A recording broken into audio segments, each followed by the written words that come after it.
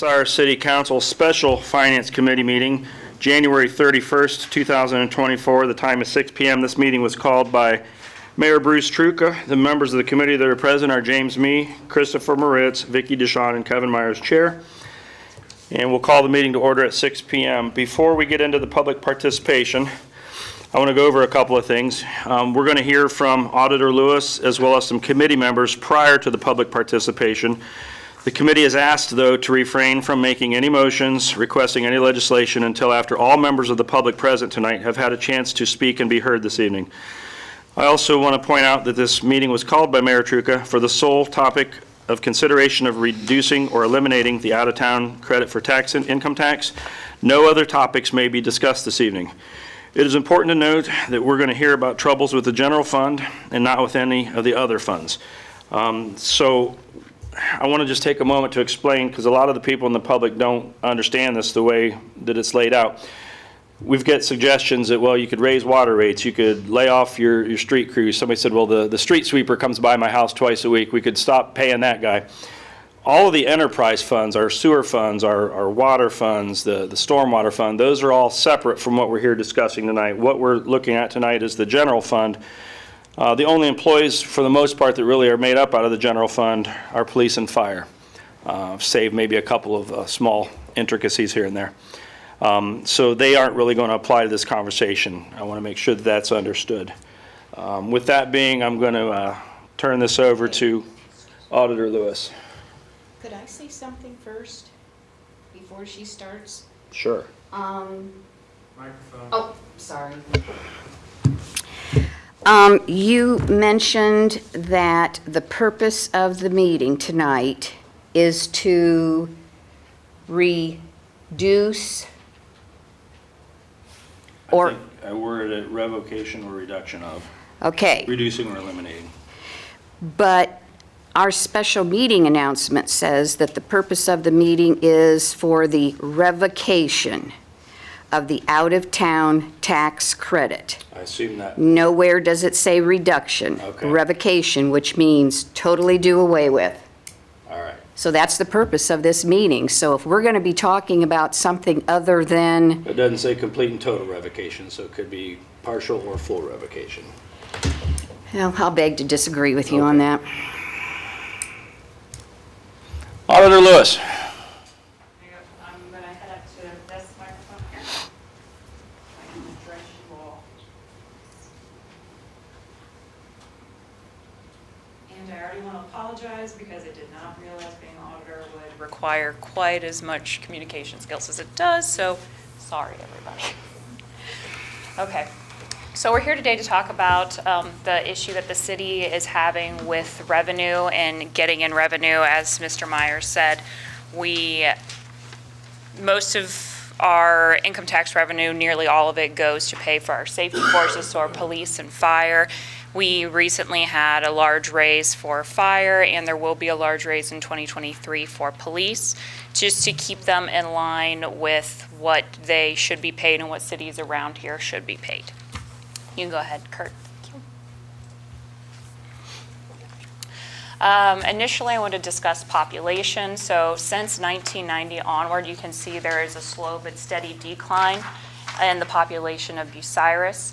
The city predominantly draws individual income tax revenue from citizens who work within city limits and those whose employers don't withhold any local tax, so the employees must come in and file or pay for themselves. So those are the odd companies in Marion who withhold nothing, so the people who live within the city limits have to come pay. That's where we get the majority, well, in-town workers, those are who we get the majority of our income taxes from. You can go ahead, Kurt. I think we all know, just by going to the grocery store, how inflation has affected everything from every aspect of our lives. Supply chain issues have also increased costs in nearly every sector, driving up the cost for materials, whether for water lines, office supplies, or ambulance supplies. The cumulative rate of inflation since 2017 is 24.3%, so $1 in 2017 would equal $1.24 today. In order for our revenues to have kept up with inflation in 2023, we should have needed to bring in an additional $407,405.35 over what we actually brought in 2017. In short, not only are our revenues not keeping up with inflation, but we are lagging significantly behind. And I did want to bring up, if we were keeping up with inflation, if you noticed the ARPA transfer that we made for that $424,000, that amount of inflation wouldn't have met it, but it would have kept us closer if we had kept up with inflation. All right, go ahead, Kurt. So these are some graphs, and Kurt will go into them a little more in detail toward the end about Bucyrus City Safety Forces operating costs and revenues. Let me turn my page so I can get a little better view.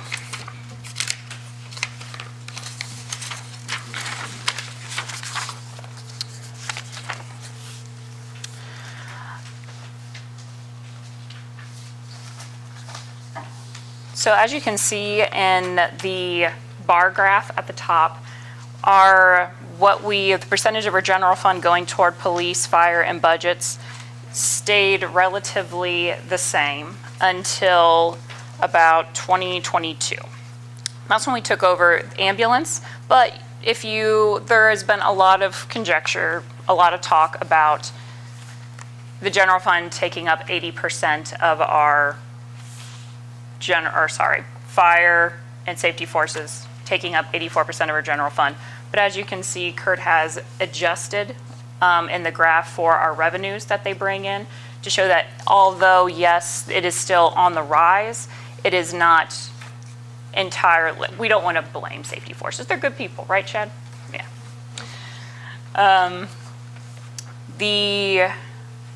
And Kurt, did you want to talk about that gap when it's your turn, or do you want me to take that now? I'll just briefly mention one thing here and then go into detail. The adjustment for the revenue coming in for EMS billing is represented by the lighter gray here. When you make that adjustment, so it was trending up, and it looks like it spiked significantly after we took the EMS over, but once you factor in the adjustment from EMS billing revenue, it's still somewhat, these two here are still somewhat in line with the way it was trending. Yep. So, and just so you know, because of how cost and employee raises and things like that go, we will continue to spend more money. Because it's not anything we can really cut in our budget. These are, insurance prices, which are constantly rising. Just the price of everything is going up, and it will continue. So unless we get ahead of the problem somehow, it's going to be difficult once we've totally fallen behind and we're on our way there. You can go ahead, Kurt.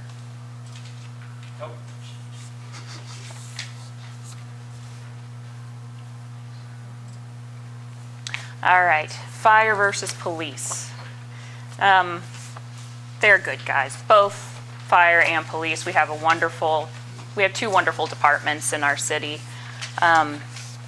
Police budget has typically always been more than fire. You can see where there is that gap between the blue line and the red line.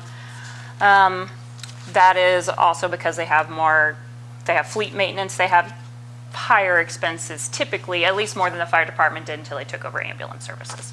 But they stayed fairly even until the budgeted raises for 2024. Fire also had a similarly even-keeled budget until they received raises as part of the EMS services. If we take into account the fire adjusted, we can see that this is not a police and fire issue, this is an inevitable issue. And I wanted to point out, you see where that yellow line is? That is adjusted for the revenue that EMS brings us.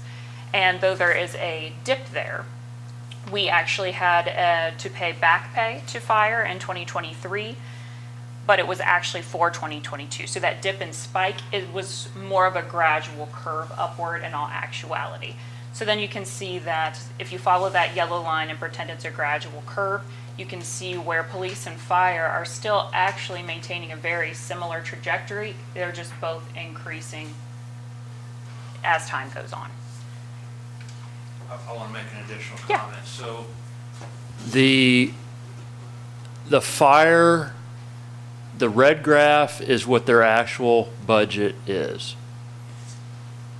If you just glance at this, it looks like fire went out of control and costs skyrocketed and their budget was way higher. Well, once you factor in that they are generating the revenue that's being spent in their own budget with EMS billing revenue, that's what the yellow is. So the curve of how they were heading prior to taking over EMS is not out of line with how the police was upward trending. So essentially, you know, taking over the EMS was not the quote devastating blow that a prior person said was. I do, in full disclosure, want to note that in these numbers here, it says CJAD subsidy savings. So prior to the fire doing EMS, we were paying the Central Joint Ambulance District $200,000-ish a year to be doing EMS for us. There was a lot of speculation that they were going to raise their price about the time we took over the EMS. So I personally believe they would have raised the price. I mean, just the way things were heading in the EMS industry for them to Can I continue. interrupt you real quick on that? Yeah. Just for the point of clarification on that, it was, I think, about $125,000 was our last year that we paid our subsidy. But the company that was doing it, you know, they were one of only 2 companies that even put in that proposal. And they said for them to even think about putting in another proposal, it was going to at least quadruple. So we would have been upwards of $400,000 a year is what that company actually said if we would have continued with them. So I wanted to clear your point there. Yeah, so I finally got on a 2025 here. I have it up to 400, but I was conservatively estimating it at 300 and then 350 and then 400. So you can't get rid of fire budget because then you get rid of the revenue that they're putting into that budget. So it's not their fault, basically. I guess I'll turn it back over to the auditor here. You can go ahead to the next slide. So there are 3 main ways we can increase our revenue, actually 4. So I'll add that one in at the end. We can have an additional safety levy. We can reduce the budget, or we can reduce the out-of-town workers credit. 4th would, of course, be bringing industry into town, because then we have more people working in town and we could get income tax from that. Now, I will say we are trying part of raising rates for wastewater for the new plant is because we're trying to attract industry. I don't know if you want to say a little bit about that, Bruce. Okay, I'll do it. So some of the industries, we are with the Crawford County Partnership, and they came to us and they said some industries are bypassing us because we don't have the amount of load that they require for those companies to come here. So by raising rates, we're hoping to increase our load so we can attract more companies, more jobs. So we are working on it, but that is going to be a years in the future solution. Okay. For the additional safety forces levy, this is a consideration, but it is too late for a levy to be put on the ballot for the spring election. Also, if voted down, the city is right back where it started. Next. We can decrease the budget. The previous auditor in 2022 had cut all non-essentials from the 2023 budget, and I have tried to do the same. Most additions to the 2024 budget for the general fund were payroll increases, health insurance, and just insurance for city vehicles and things like that. Replacement of equipment, radios for police and fire, new equipment for the incoming administration, like I think a computer for the mayor's office, airport manager fees increased, and one police car. Even if we make cuts, in a few years, the personal services will continue to increase and it will overtake any kind of savings we can make without proactive steps.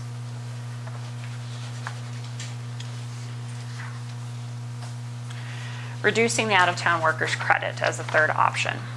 As of 2022, our income tax department has identified roughly 1,700 out-of-town workers. This number has raised due to 2 factories in town shuttering their buildings since then, as well as companies still allowing work from home, where even if the company would typically withhold Bucyrus income tax, they do not if the worker at home is outside of city limits. And here's the sad truth. Ohio's local income tax system is a broken system. It is unfair that workers pay for Columbus's safety forces when the employee is only there 8 hours a day, while the city, typically smaller city they reside in, the other 16 hours of the day must support and supply those services with little to no compensation. But sadly, it is a system we're stuck with. If we were to revoke any portion of the out-of-town workers' credit, here are some estimates. Based on the median household income from census.gov for 2022 for the city of Bucyrus, it was $49,021. So using 17,000 filers, I divided that in half, considering most filers, there will be 2 per household. So cost per household, so for 2 filers would be $980.42 for revoking the entire 2%. That would bring in $833,357 citywide. If we limit the credit at 1.7, it would cost a household $857.87. And that would bring the city potentially $729,189.50. If we limit the credit at 1.5%, it would cost a household $612.76. City revenue would be about $520,846. And if we limit it at 1%, it would cost a household $490.21, possibly bringing the city $416,678.50. Our income tax lady, Kelly Schimpf, gave me this paper, and I'm sorry it's not included in the slides. And it showed, since she's been recording since January 11th, the city has credited other cities for $10,019 so far at this point in the tax season. And she also thought I should mention that though if we cap it on 1%, we would not receive any of the income tax for cities who are at 1%. So we would just not receive that. All right. And take it away, Kurt. Okay, so I'm going to move up to the next slide next. This is the problem right here. So the blue line is income tax, pretty much all of our income tax revenue other than the 0.5% street levy. So, you know, the first 1%, and then we did that 0.5% back in the early 2010s. And this also has in here the latest 0.25% revenue, even though 2024 and 2025 are budgeting and estimated. The gray line is police and fire budgets combined relative to the income tax revenue, because that's how we pay for them, is the income tax revenue. The yellow line is if the fire department did not do any EMS billing and basically all of the stuff they do is just a charity run and we forgave it and never sent anybody a bill. our operating cost would be that. So really, you know, they're saving us the difference here by them sending the bills on the EMS between the yellow and the blue line, or I mean the yellow and the gray line. Here's the problem. In the former administration started pointing this out in late 2022, the income tax revenue, blue line, was not staying above the operating for the police and fire. They seen it, you know, the numbers, it was all just black and white numbers on a page, and if you, you know, a picture says 1,000 words. This is the first time here that this has ever been represented visually, is this graph. So I'll also say general fund, this gap between the blue and the gray pays for all other general fund stuff like the pool and the mayor's salary and just anything that has to exclusively be paid out of general fund. It is this gap between the blue and the gray is where that is. So, you know, to make a cut out of the general fund, you have very tiny little left to cut. And actually, once we have crossed here, once these numbers are crossed, there's nothing left to cut. It's actually costing you more. It's been costing us more since 2022, later half, to operate the police and fire than what the income tax revenue coming in. Now you say, well, if this is so, how are the lights still on in this building? How are you still all here? Well, how is this all? Is this all fake? Well, the ARPA money. The ARPA money, the COVID grant money, is not in this revenue here. That money is what has been making the difference for the last year and a half. We've essentially been operating in the red for the last year and a half here once these two lines had crossed. Is basically what's going on here. So I'm going to back up to this. Tell them how much it was, 1.2 million. Tell them- Oh, we got, so the COVID ARPA money, we got like 1.6 million. Now, not all of that went to wages and salaries. I think we bought 2 ambulances with it, which was about 600,000. The auditor would know more details on that. Would it be 50-50, say? 50-50 fair? I know when the ARPA money first came out, the first block of it had to be used specifically for, I believe, COVID-related things. So that's why we have like the automatic sinks now, you know, trying to reduce the spread of COVID. So that was a portion of it. But then, yes, we did use it to start up the ambulance district. At the time, we felt it was a godsend because we were talking about it anyway, and we thought, here we have this good chunk of money to start this up to help us try to cut costs. And that, so a good chunk of it went to that, and then in 2023, it went to wages. So, back to this one. This is the percentage of general fund, the money that comes in as general fund in black here, the darker, that goes towards the police and fire budgets, because the income tax levies designated to them still does not fulfill their entire budget. So you have to put general fund money in it every year anyway. Well, it was trending up, you know, 2020, 42 or 45-ish% of general fund money was going into the police or fire budget.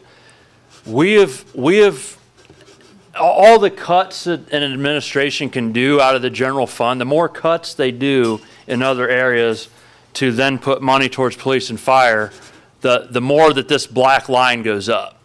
There is no more cuts to do here. I mean, we are at 100%-ish now, and you know, that's basically why we're having this discussion tonight. So everybody's like, oh, we can make some more cuts. I'm sure of it somewhere. The cuts have been happening every year for the last several years already. So The other thing that's important about this, the blue line always has to stay above the gray line. That's when you go into fiscal emergency.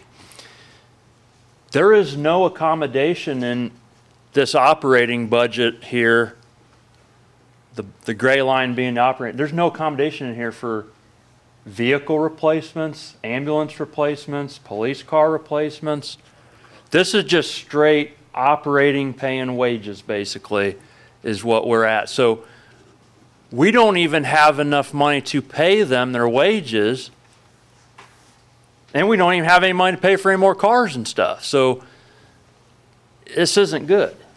This is not good at all. You know, I know why the last administration was, you know, if you go back through, they were freaking out in 2020 over this, and they were rightly justified by it. But, you know, oh, the other thing, everybody's like, well, we passed a 0.25% income tax levy. Where's that at on your graphs? Well, that was passed the later half of 2023. So it'd be about right in here. Some employers started collecting it immediately, like your large payroll processing companies. But then, like, you know, I'd say it's probably about 50-50. There's people that don't file their taxes till the end of the year. They might be an independent contractor or something. So we do have any revenue that would have came in the later half of 2023 that a large payroll processing company took in, it would have been in here. Okay? There's no spike on this graph. There's no bump from that revenue. We've kind of been talking about why that might be. We think it's lining up with the GE closing and BPT is why this continued to basically stay flat, on a flat trajectory, you know, is how it was going. So, and then 2025, we just threw that in there as an estimate. We think that the income tax revenue is going to flatline. We don't think it's going to, I mean, we don't have any large manufacturing starting up. There's no reason we would think that it's going to go up. We can't foresee any population increases. So basically, we got to get the blue line above the gray line enough to be back to where this was, you know, this gap between here, which is going to put it somewhere about right here. From here to here is $1 million. Okay, this 2% thing isn't even projected to bring in $1 million. It's only projected to bring in $833,000. So, you know, this is not, it's very bad. I will go here to the next one. This is the same thing that was in that one here. I just thought I'd make it a little bigger. The police and fire budgets, you know, where the fire skyrockets, they're generating their own revenue that's helping pay for this. So once you adjust that back out, their trends are really no higher than what police was. I mean, this kind of janky line here is because they got it was delayed when they got the contract negotiation, and then it's just back pay, wasn't it? Back pay. I think that's the end of it. This is how we made the graphs. Basically, the auditor, I made the Excel formulas and all that. The auditor just gave me the right numbers. Just because, like, it's no work to do it, I just thought, well, what if we would have rescinded the 2% or 1%? Because council in January of 2023 was looking at an ordinance that would have rescinded the out-of-town credit, 1% of it. You know, what would that have done over the last 12 months? So basically, I just added like 416,000 in the 23, the 24, and the 25 here, and it automatically makes the graph change. 1%, had it been done in January of 2023, it wouldn't have solved this problem. If you go to what would 2% have done in the January 2023, where's it at here? Okay, here's the 2%. So basically 833,000 put in these 23, 24, 25 numbers. The 2%, had it been done in January of 23, we might be okay. We might be okay. What's that? I think you're saying the city. The city might be okay. So, you know, none of these numbers, none of these, you know, this is all stuff that these numbers are kind of put in the auditor's report monthly that is in the council packet, and it's put on a city website. It's just, the numbers have been there for the last 24 months. I visually put them here so that I think a picture says 1,000 words of what's going on. And Thank you very much for setting this up. It's great. so Appreciate it. I hope that better explains how dire, and I'm going to call it dire, a situation that this is. And now I'm going to hand it back over to the Finance Committee Chair, because Finance Committee is ultimately responsible for the money of the city. So, And Mr. President, I want to thank you for the effort you put into this. I know you worked a lot of late hours, and I just want to say we're very appreciative for that. Auditor List, did you have anything else to add at this moment? I did want to just say I truly empathize and I understand that this affects my household. You know, one of us may have to get a job, not me, clearly, may have to get a job outside of city limits. And this is a talk we're having. My brother's affected by this. My aunt's affected by this. I truly do understand everyone's issue with it.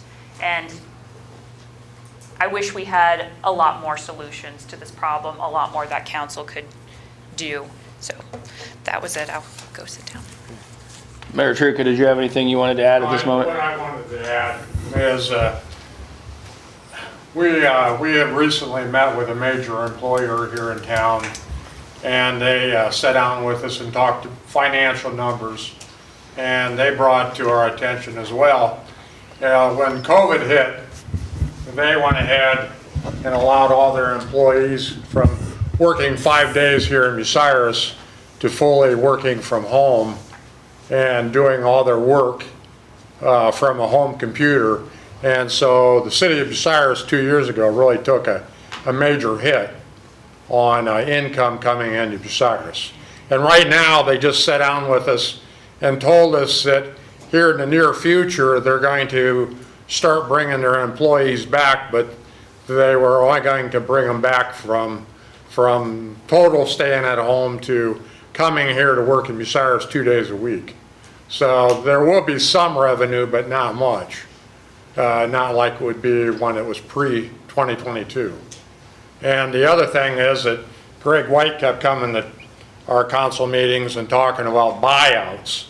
You know, we have some aging employees right now. They're in the safety forces, and that's going to be another big hit, is that we're going to have to provide them their buyouts. So that's got to be kept into it. And I know that we had discussions with the fire department that they're going to need a fire truck here sooner than later. I don't know what a fire truck. The cost of that went through the roof. We bought the one coming up 4 years ago, and it's increased by over 300,000 more. So since then, so it's roughly around $950,000. So, that's all I Okay. have really. The next step, I would like to, Mr. Shawn, I'll start with you. Do you have any questions of the mayor or of the auditor? I don't have any questions, but I have a comment. Microphone.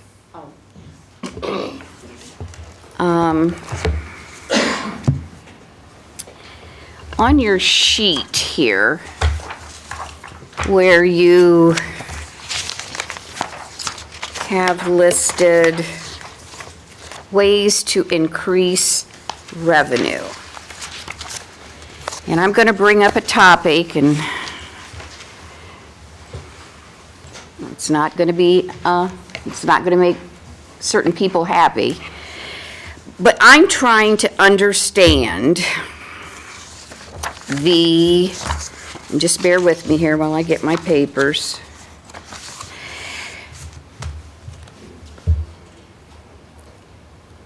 I'm trying to understand the overtime that we had in 2023 with the fire department. And maybe this is a question I should maybe pose to Chief Schwemley. I'm trying to understand how we have $502,978.65 just in overtime. How did that come about? So it was, that was initially set up actually in the original planning stage of taking over EMS. We had to hire, at the time before taking over EMS, we had already been cut down from a 15-man to a 12-man department. So we had to replace 3 men that were already cut trying to save money, and then hire an additional 3 more. So we had to hire 6. And to maintain 6 people, we knew we wouldn't have enough money to pay for hiring more than that. Because when you added in the health insurance costs and stuff, the only way it was cheaper is if you could guarantee that you had that you hired somebody that was single or didn't take the city's insurance. City's insurance family plan, the city pays $28,000. So it was cheaper to pay for overtime.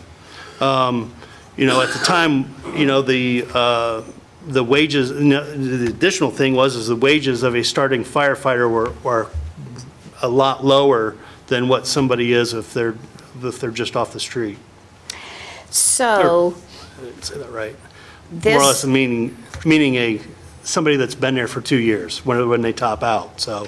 Okay, so this almost $503,000 in overtime, that has nothing to do with ordinance number 12-2023 that was passed last year, where it set the minimum staffing of the fire department to 6.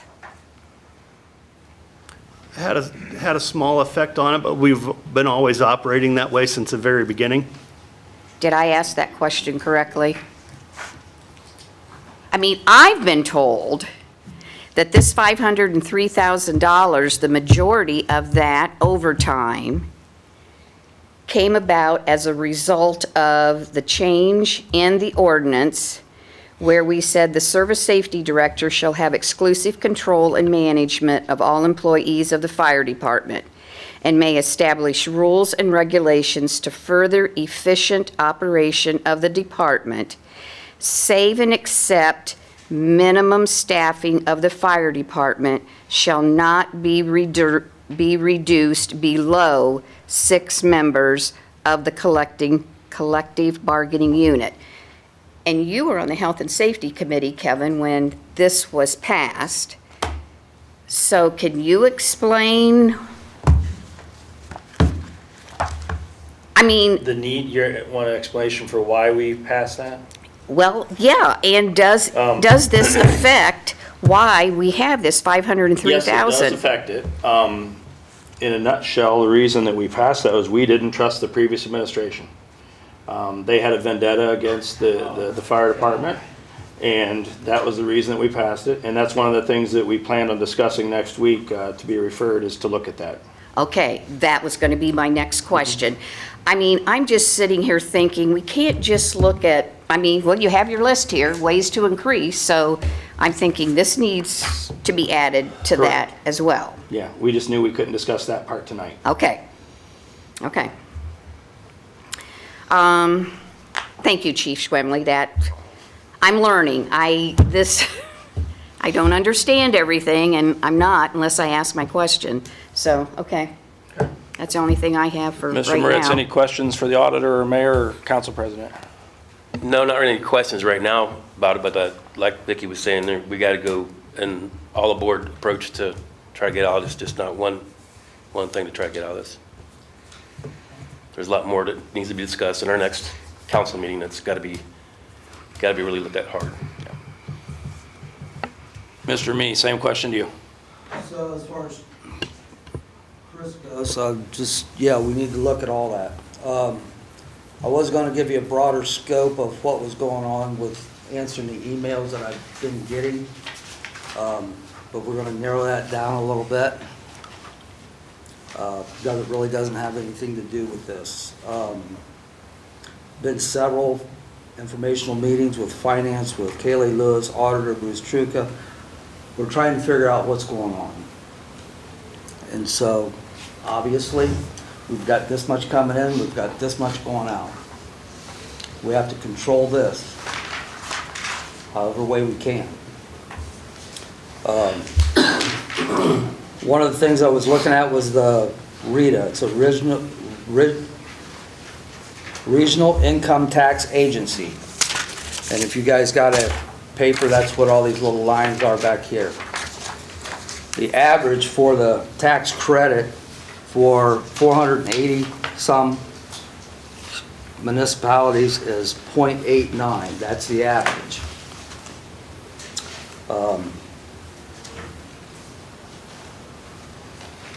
Jim, are you saying that .89 is the credit given? Is the credit given, yes.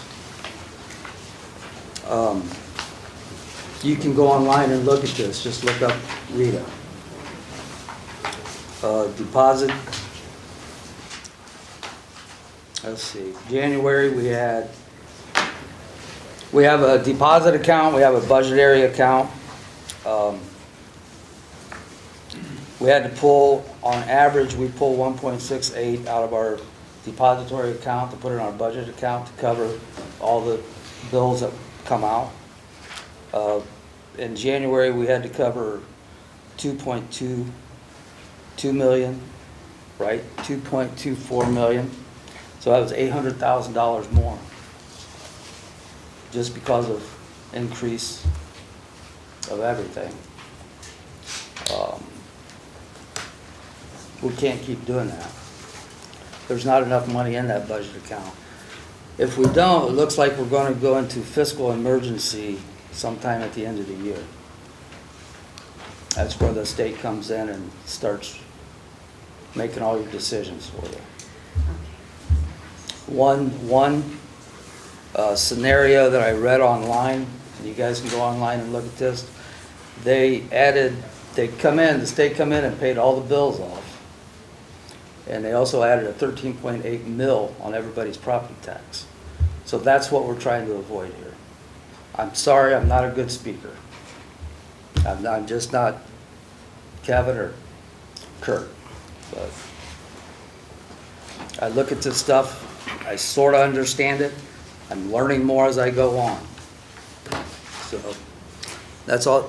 Go ahead. May I respond to Jim's comment about the fiscal emergency? Okay, I did some research.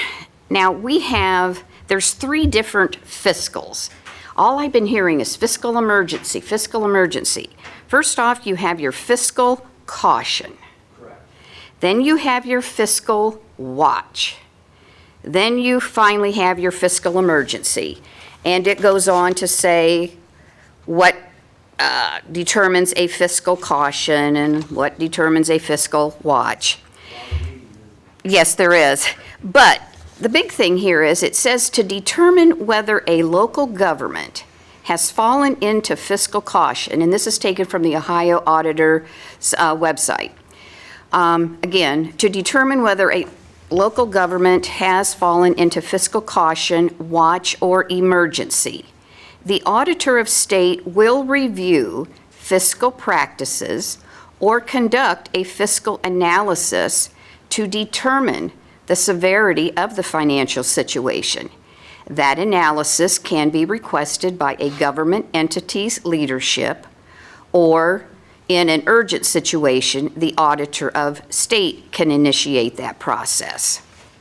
Have we thought about doing this? We've talked about it. It's like, bring them in there, let's look at it, see what we're doing, or do we fix it ourselves? Do you want to go ahead and do the fiscal distress and see if they have guidelines to go by? Microphone, Jim. Sorry. Okay, well, I'm going to say something else, and I would not want, Kaylee, your job. I'm sitting here going through figures, and so what I'm about to say, I hope you do not take offense to it. But there have been times that I have come in and questioned, some figures and what have you, and we've talked, and you've said, oh, should be this. Did that just last Friday with one of our employees here in the city.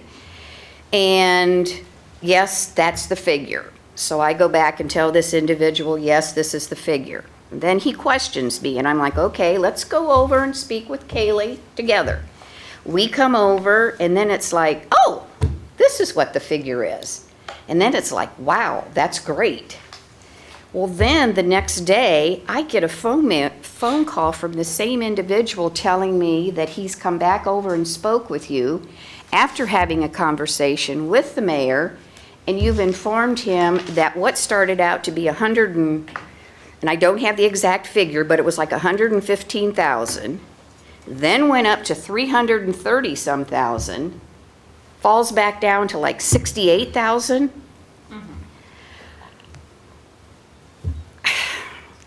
I'm concerned, yes, I want an analysis. I think the auditor needs to come in and look at the books and...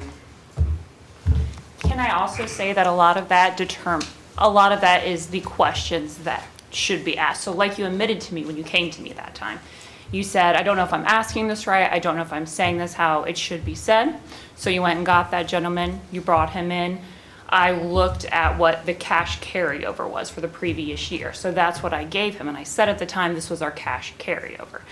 Now, he was asking about how much was still in the budget. And that's a problem I think we have overall is, for instance, just the word cash. What our Thitoff trial balance says is cash is not necessarily what's the cash, that's the cash in the account. It's not necessarily the cash, that's the cash carryover. So if people are able to ask me what they actually are looking for, it's much easier to get them that answer. If they, sometimes it's easier for them to just tell me, this is what I want to do with the money, and then I can say, oh, this is what you need. And the previous auditor had been doing the job for a long time, so she could intuit what they wanted from them. So I understand where you're coming from. If questions are asked to me correctly, I try to get them the best answer I can. And again, I mean, I know you're doing your best.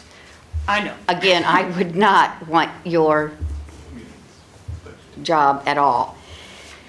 But, I mean, we do make mistakes. I mean, I've made mistakes. I've stood up there at the podium and said, hey, I said this, and whoa, that wasn't right. Yeah. It should have been this figure, and No, and I've said, personally, some of the best auditors I met who are the most comfortable in the job are people who actually went into the city when it was in fiscal emergency, and they got to learn alongside state audit.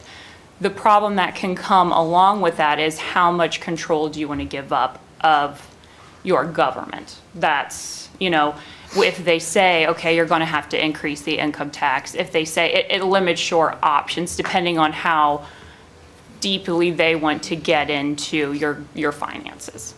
So that's kind of the problem with having them. I mean, it's a great learning experience for me, but is it going to be the best for our citizens? You know. But if I'm understanding this correctly, it's the auditor will review the fiscal practices and conduct a fiscal analysis to determine the severity of the financial situation. I mean, so are we saying we're comfortable with? Trying to fix it ourselves, or you want to turn it over to the state? Well, I'm not saying Guys, if I could interrupt you, we're getting a little bit off topic okay. on this one. And Kurt, you had something you wanted to Yeah, interject. I just want to, this graph is not a mistake. This has been reviewed by the auditor and the fire chief and the police chief both agree that these numbers are accurate on this graph. So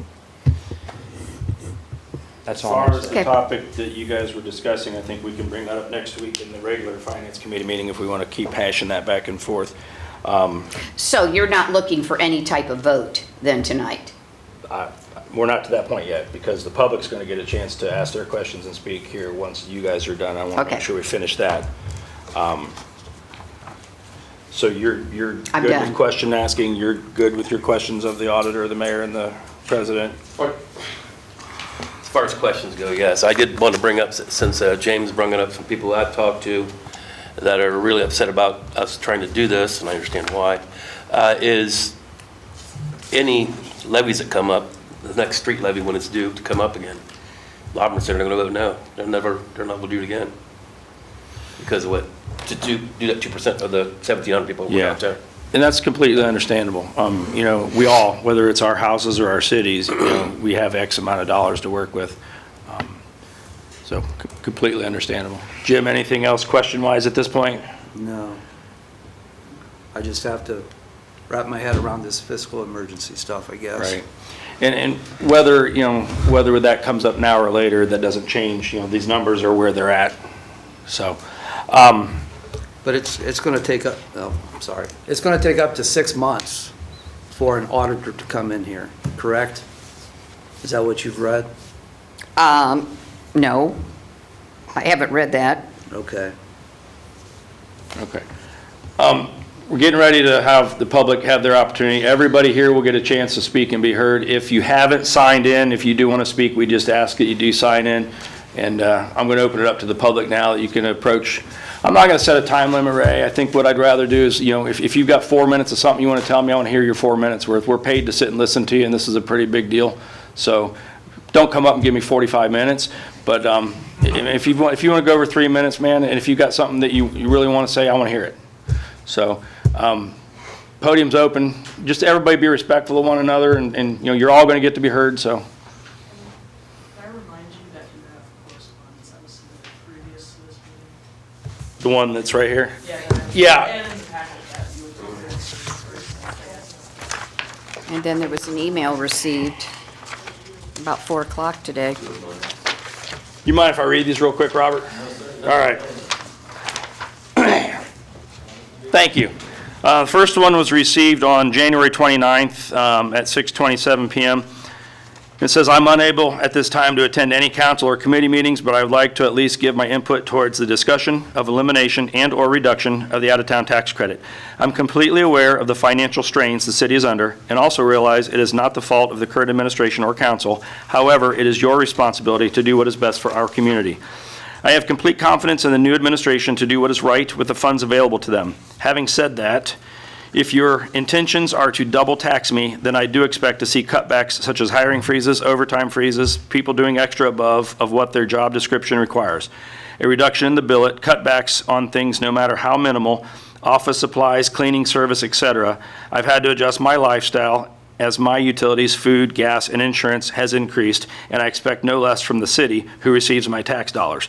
I realize these decisions aren't made lightly, but I want you to understand there is absolutely no fat left to trim and the huge burden you are placing on hardworking people. Lisa Alsept, 1323 North Sandusky Avenue. Next one was received on Tuesday, January 30th at 10:58 a.m. Bucyrus doesn't have even close to enough jobs to support the population. Many people drive from other towns and villages to work here, leaving less jobs for the citizens. You and the mayor need to concentrate on bringing us high-paying jobs. The jobs in town do not compete with the surrounding cities. Most of the higher-paying jobs have all closed or left. Some of the places left work people 7 days a week, which is no way to live. The city could have been working on this the past 2 decades and have done nothing but bring a Tim Hortons. It seems you can't kick that can down the road anymore. You could get some capital from non-residents by putting up a couple sit-down restaurants near the off-ramps of 30. Bob Evans is all we have. I think you should figure out some other ways to get funds besides taxing the people still here that must go out of town to work. Taxing them could make them move, and that will result in even less money coming in. That's from Lisa Kane. No address given. It's a long one. You want to read it? This was received Wednesday, January 31st at 3:51 p.m. Mr. Mayor, councilpersons, and Ms. Auditor, I am writing to you this afternoon in lieu of my attendance at this evening's meeting. I acknowledge this communication comes to you late, and my apologies for that. By no means do I anticipate you will have immediate answers or responses to the points I intend to make. I just hope that this communication is taken into consideration prior to any decision being made regarding the tax credit elimination proposal. Please also note that Mr. Mayor, Ms. Auditor, and the city clerk's emails are not available via the city website, so I entrust you will include them in this communication if my guess at their emails proves to be incorrect. First and foremost, I would like to start by acknowledging the dire financial situation our city is currently in. I am fully aware and in agreement that immediate action needs to be taken to begin to remedy this and change the course of our future. It is not my intention to place blame on any of you. Some of you were members of the previous administration and others were not. Arguing over how we got here and whose fault it is solves nothing. I do not expect you all to come to a conclusion that pleases everyone. That simply does not exist. What I do expect is for you all to consider a wide variety and combination of options that could relieve our financial situation and sustain our future. Simply removing the tax credit is not enough. This is merely a Band-Aid on a bullet hole, so to speak. If this is our sole solution towards recovery, I fear we will be right back in this situation in the coming years. I would like to know, and believe it should be publicly shared, what amount of income is the city receiving from the out-of-town workers currently? Additionally, what amount is being received from those employed within the city limits? The median income of Bucyrus workers is $49,000 according to the most recent census. That is roughly $1,200 annually in collected income tax. Quite honestly, I am not aware of many job opportunities within our city that pay much more than that. Many of us that choose to work outside of city limits do so for that very reason. With many out-of-town incomes greatly exceeding the annual census amount, it is fair to assume that those citizens are also paying a significant amount in Bucyrus income tax, even with the credit. I'm also basing this assumption from my personal experience. My main fear with removing the credit entirely is that in doing so, those that work elsewhere will then choose to live elsewhere. Our property taxes have increased, our water rates have increased, and now our available income will be reduced due to this potential decision. There is little motivation left to remain within the city and support its growth. What will happen to our city then? What is the plan to bring even better paying positions to our community so we can work within its limits? I do believe a reduction in the credit could be appropriate versus an overall removal. If there were to be a reduction of the credit in conjunction with adding a 0.25% to the overall population that we were told we would not need previously. These two activities combined could provide the long-term sustainability we truly need and offer the least amount of impact to our residents. Promises of returning the credit should never be silenced. None of us know the future, and quite frankly, you're setting yourself up for failure with that statement. In addition to tax reform, we also need to seriously evaluate our budgeting. Just as we do our households, serious and quick action needs to be taken if we expect change. There will never be a time where I do not support our safety services. Their positions are vital and they deserve to be compensated fairly. However, we need to immediately go on a hiring freeze. As much as we need more individuals for fire and police, we have many positions making high 5 to 6 figures a year that are currently desk job positions. These individuals are fully trained and still capable of serving in their roles as working supervisors, for lack of a better term. We also need to review all other positions and improve their value added, and that no tasks can be combined. These are routine actions taken by any company faced with a financial situation we currently find ourselves in. I know you as individuals did not create this situation for our city, yet you alone will be to blame for its outcome. I appreciate your willingness to hold your positions and evaluate how we can best move forward. I hope that you will listen intently and do your due diligence to answer all questions, comments, concerns that are brought to your attention. I am a firm believer that you alone cannot create change, and you need the citizens' input to correctly do your jobs. This is signed by, thank you for your time and attention, signed by Jessica Swearline, 610 East Lucas Street. And I have one more that was received today at 4:41 p.m. Addressed to members of council. We've talked in the past about this, and you didn't agree with dropping the credit. Hopefully you still feel this way. Number one, if there were good jobs here 30 years ago, I'd be working in town. There weren't, so I did what I had to do. Number two, I don't enjoy the drive time and expense to drive to Willard, but I was forced into it. Number three, council decided this was wrong a year ago, 2 years ago, and when Roger Moore was mayor. Why is it a good idea now? Number four, just because some other cities do it does not make it right. I pay the same % of city tax as everyone else in Bucyrus, but I don't use the city utilities as much because I spend 10 hours a day in Willard. Number five, just because one works outside of Bucyrus does not mean they are not contributing. I do numerous jobs at the Bratwurst Festival. I help cook at numerous events at the American Legion Post 181, and so on. If this is passed, look forward to an even smaller tax base. Don't think I'll make the meeting tonight, but wanted my voice heard. Feel free to call. Bill Kennedy, 1467 Whetstone Street. Thanks, Miranda. All right, now, Robert. As a reminder, when you come up, if you'd give us your name and address before you speak, that would be appreciated. Robert Taylor, 411 Plymouth Street. First, I'm just going to say you guys blaming the last administration as you both sat, and a big part of that for a couple of years is asinine. You both have your share in this, so to just point the finger at the previous administration I find is absurd. I know, Kurt, you kept saying that a picture tells the story, but it doesn't tell the whole story. I have a question about the billing from the EMS that you're billing, how much are you actually receiving? Because you got a soft billing system going, doesn't mean people are going to pay their bill. And as a taxpayer, what you see, you're up here, you're Narcaning these addicts, and you're doing, that's, how many of your runs are for that, sir? Do you have that number available? Just a quick estimate, I maybe? didn't bring it with me tonight, but we're actually exceeding the bill collection per run. I believe it was $385, I believe, is what we're averaging collection per call. What are they costing you to run them? How much does it cost you to make a run? You're getting $385. What does it cost you to make that run? Out of the general budget, if you Just a hard number. Well, no, it's around per call is around $1,000 a call. Okay. When you break it down, and that's including every fire call also. Okay, which how many of those you got a year? So, Kevin, you've got it. Mr. Taylor, sorry, I'm just looking at my detailed trial balance. This is for what we have budgeted for the current year, what we're expecting to get in. Yeah. Thinking $723,907. That's what you're expecting to get from billing. Well, that's billing reimbursements for fire department EMS runs along with the Crawford County West Joint Ambulance District. You're not, I'm sorry, ma'am, I appreciate that. That doesn't answer the question I'm trying to ask. At the bottom, total. My question, my point I'm making is Kurt's making this assessment that because we're able to bill people, that it's going to offset the cost that the fire department has. That's not the case, because you got a soft billing system with no repercussion for people who don't pay their bill.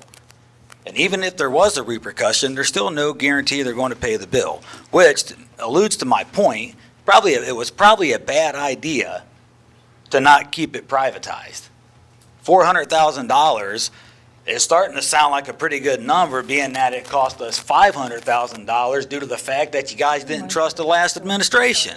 That seems like $100,000 plus for the taxpayer. So you guys are working with expected numbers. I'm trying to figure out what the actual numbers are. And obviously it's not good. We know that. Kurt mentioned it 100 times. It ain't good. It ain't good. We know. And I also have a question. Why is it that the police department can work with a bare minimum of 2 patrolmen, a dispatcher, and a supervisor, but the fire department needs 6 guys? And I still didn't get the number on how many fire calls you got. We know you've got updated. We know you're running calls for Narcan people or heart attacks or whatever. That's fine, and you're billing people for that you may never get money for. Understandable. But I don't think we have enough fires that allude to that we need 6 people all the time. Now, so I think as the leader of the fire department, sir, you might want to look at making some shift changes or some, look what the police department just did. They went to a rotating 2-2-3 shift to help alleviate some cost. I think those are probably some things you need to look at. Because if a private business was operating like this, they would have already closed the doors. And because we can keep going back to the cash cow, the taxpayer, who's already funding everything under the sun, this is not, I'm just lost of words for all this. Especially after sitting here last time and fighting for the police to get their raise based on the fact that you gave one to the fire department. And not that I'm not here to offend people, but that all came about, unless I misunderstood how that all played out, is because one council member didn't show up to vote, and then that fell into the lap of a judge. Is that how that worked out? That's why they got 10%? I don't recall that part of it. If I could give you my recollection. Yes, of it. sir. The administration and the union went back and forth, going through all the steps. Understand that. I do not know all the names of all the steps in order. But Right. they got down to the point where they were at the end of it, and the one last step, we had the attorney on video conference that night that represented the city. And I remember asking the question, if we fight this one step further, when it goes to the very final, when it would go before a judge, could we potentially come out even worse? The answer was yes. And so that vote wasn't to give a raise. That vote was to not take it to the final step. Okay, so I think we're understanding, and Yeah. that vote ended in a tie, correct? I don't recall. That vote had to be 5/7 or something, and it was But- one vote short, yeah. Okay, one vote short. What happened to it after that? It landed in the lap of a judge, correct? Oh, no, so the judge gave us, we went to arbitration. Okay. The judge told us that this is their findings, and council had to reject that finding by a vote of 5-7, and I think we voted one vote short of that 5/7. And if we would have rejected that, then we would have went to fact finding. Okay, so a judge made a ruling. This is what you need to do, or this is what you're going to vote on. Right. You were one vote short. I'm saying it's because someone didn't show up. That's neither here or there. Right. But a judge pretty much decided what we were going to do. That's what happened because council couldn't come to the agreeable vote. Is that pretty much dumb it down for what I'm saying? The judge made that recommendation, and then council had to approve that And recommendation. they didn't approve it because they didn't have enough votes. So it defaulted to what the judge said, correct? Yes, sort of, yeah. I guess I don't understand sort of it either. I I guess it's neither here or there. We are where we are. We didn't reject, the judge made a finding and we didn't reject that finding. But Council you didn't accept it either. Well, by not rejecting it, they accepted the finding. Okay, so by default, it was accepted. Yes. Okay, I would- that was a yeah. pretty long route to get to what I was saying. Thank you for clearing it up for me. Yeah, I mean, that's what happened, yeah. But I guess that's what and that's what really irked me about everybody blaming the previous administration, because there were several people that were part of that. You're eating some blame on this too. But I think it's time for the leadership to do exactly what's right, as was stated before. And part of that, to me, as management, we need to fix the staffing at the fire department. There were, I don't know if this is too personal of information, but how many firefighters do we have make six figures? Anybody got that number? 19 people made $100,000 or more in a city of 11,000 people that work for the government. I don't have anything else to say. I just want to comment on the EMS revenue that Mr. Taylor was talking about. So 2017 through 2023, the numbers on these graphs are actual revenue that we did receive on EMS. It wasn't an anticipated revenue or anything like that. All 2024 numbers are budgetary numbers because 2024 hasn't ended yet.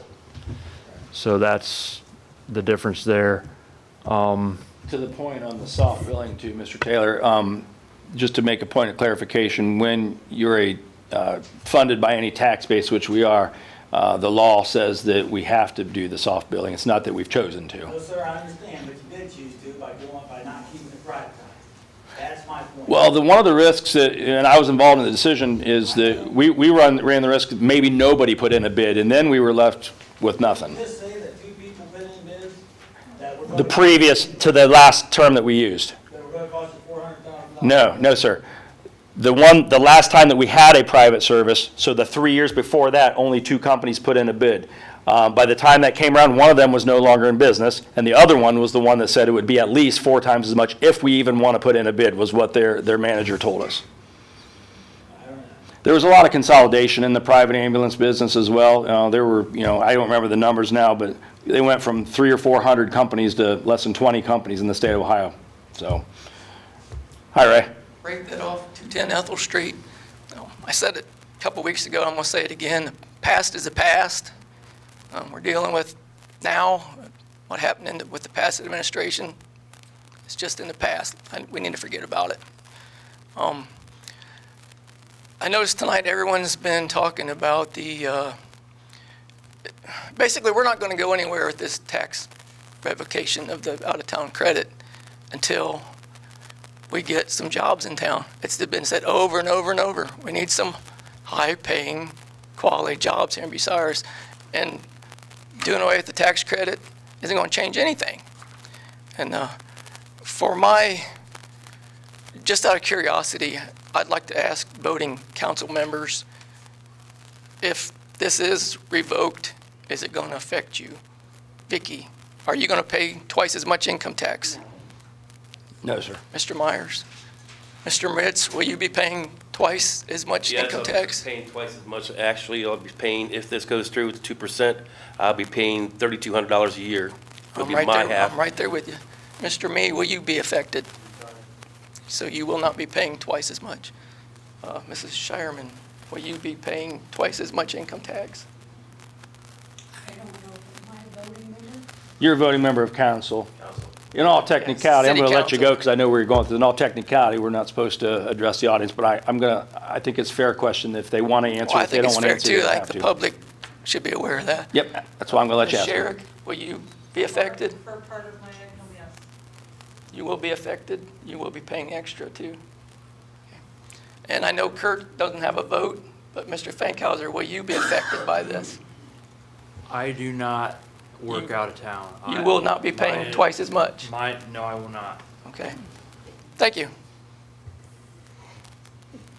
So would you, question, would you be happy if the income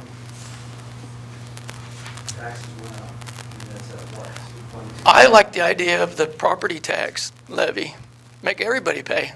If I'm going to pay $3,000 to city income tax coming out of my check, I think everyone should be paying $3,000 coming out of their check. I mean, So you would support how many yeah, I'm not good with the numbers and stuff of that, mil? but How many mil would that be to, have any idea, Kurt? Okay, so I did some checking with what a mill generates. And so just out of my curiosity, I said, well, I looked at, well, what if we just totally abolished the income tax and went to straight property tax? 38 mils is what it would take to keep the police and fire going. Essentially, like if you had a house that your property tax was $3,500 a year, it would go up to over $8,000 a year. So after I seen that, I'm thinking we have got to figure out a way to keep this going with income tax. so making me pay $3,000 is gonna fix that? It's not gonna do anything. We're gonna have a income tax levy anyway. I guarantee it. And I'm still gonna be paying Well, $3,000. if you look at there was a plan presented to council in December of 2022, and in that plan, there was talk of a property tax levy, but it was specifically for equipment only for the police and fire department. And the reason that was in there is because it was said that historically the voters have supported equipment-only property taxes, so the ladder But they truck. get told that, and then it turns into something else. We end up paying even more, so, historically. The ladder truck was the last, I believe, property tax for equipment that the voters of Bucyrus decided on in 2006-ish. And that passed, I believe, 70 or 75%. So the previous administration thought that, you know, we have to figure out how we're going to replace these police cars and stuff when they start to get wore out. And they thought, well, that was a way to do it, because then you have a person that's retired or whatever that's paying property taxes. They're not going towards wages and salaries. It's only going towards a piece of equipment that piece of equipment might roll up in front of your house and assist you in some way. I'm just saying, if we're gonna tax 1,700 people, let's tax everybody. And I think I said it a couple weeks ago too, if you can vote with a clear conscience to vote to make me pay twice as much as you, then something's not right. Thank you.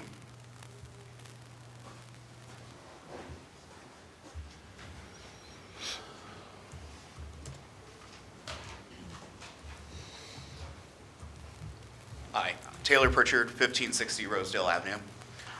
Council members, I'm present today to talk about the out-of-town tax credit. What does that mean to the community and me? I work in Mansfield, not because I chose to, not because I want to, but I must. I'd rather save 1.5 hours a day in a commute, which you brought that up earlier.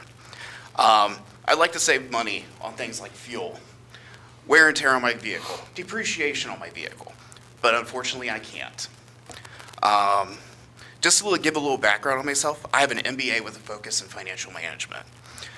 There are no jobs in Bucyrus that will compensate me for my knowledge and experience that I have today. Trust me, I've tried at multiple businesses and factories in town. Plus, we all know my generation, who want to work less, but a 9-hour workday turns into an 11-hour day with commute, and who truly wants that? What bothers me most about the council is that most are focused on parks than economic development within the city. Where are the jobs that council can confidently say that we have brought into the city, even looking recently? We've lost General Electric and BPT over the last couple of years. Both my parents retired from GE, so I understand the importance of working within the city limits. But mainly those jobs that were lost were blue-collar factory workers. Where are the office jobs that I can pursue? Many of you on council hold other full-time employment with other companies, and as council is a part-time political office for you. I find this troublesome, as some of you are, as to how some of you can bring in economic development within the city. If you're already working a 9 to 5, because a 6 to 8 hour shift, or 6 to 8, is not working for us. Over and over again, the out-of-town workers are challenged by council, saying we're not contributing to the financial success of Bucyrus. Telegraph Forum article published on January 25, 2014 stated, Council President Kirk Finkhauser said rescinding the credit is one way to address the Bucyrus's financial problems, bring in more money and hopefully avoid a fiscal emergency. Well, unfortunately, this little comment I'm going to make has been kind of brought up already. I would like to know the other ways that Bucyrus plans to address these financial problems. So we'll just skip over that. So let's break down that statement. Many of us own property, purchase goods and services within the city of Bucyrus. That means more than likely we're hiring or shopping local companies, such as Kennedy Landscaping, Oberlander's Tree and Landscaping, Quinn's, Ace Hardware, local construction companies. Then we have Aldi's, Walmart, Kroger. We all do our local banking here, I would assume, and local restaurants. All these companies I mentioned have employees that work for them. Us out-of-town workers are providing revenue to the city of Bucyrus because those workers hired to do these jobs are paying city income taxes. We are directly influencing the hiring and stabilization of labor in the city of Bucyrus, which is contributing to the financial well-being for the city. Please do not tell us out-of-town workers are the problem. Just like at home, I make so much money, so I must budget within those means. The city should know their forecasted revenue and expenditures and should be able to control by making smart financial decisions. I think it was last year that council thought the city was a lending institution and was going to offer an $80,000 loan. That same Telegraph Forum article I stated earlier, an individual making $100,000 a year in another community would owe Bucyrus $2,000 a year. Should Bucyrus fully rescind the 2% credit, which is what Finkhauser said?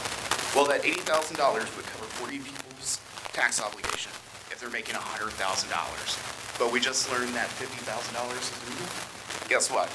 That number doubles to 80. Penalizing those out-of-town workers can and will be a financial burden. Imagine what a person can do with $2,000. That might be buying groceries for their family for 5 months. Might fill the tank of gas for the car to commute back and forth to work, or to get the kids around to school or other activities. Paying the water bill for a year, insurance for a year, might be several car payments, might be 3 or 4 mortgage payments or rent payments. Think of what families will lose by your decision. Tell me who will hurt more by this decision, the family who's trying to get by paycheck to paycheck, or the city of Bucyrus who can't seem to control their financial forecast. I'm challenging the city council to really think, is this the best option we have? Maybe we should look harder at bringing growth to the city instead of penalizing those that must choose to work outside the city. What happens when out-of-town workers have enough and relocate? What does the income revenue forecast look like then? Out-of-town workers are not the problem, but we're treated like the scapegoat in this situation. Thank you. Thank you.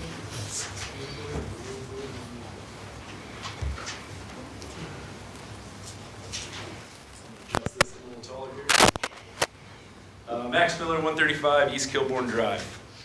I am here to talk about the consideration of revocation of the out-of-town tax credit. I put that in air quotes because revocation sounds like the votes have already been whipped.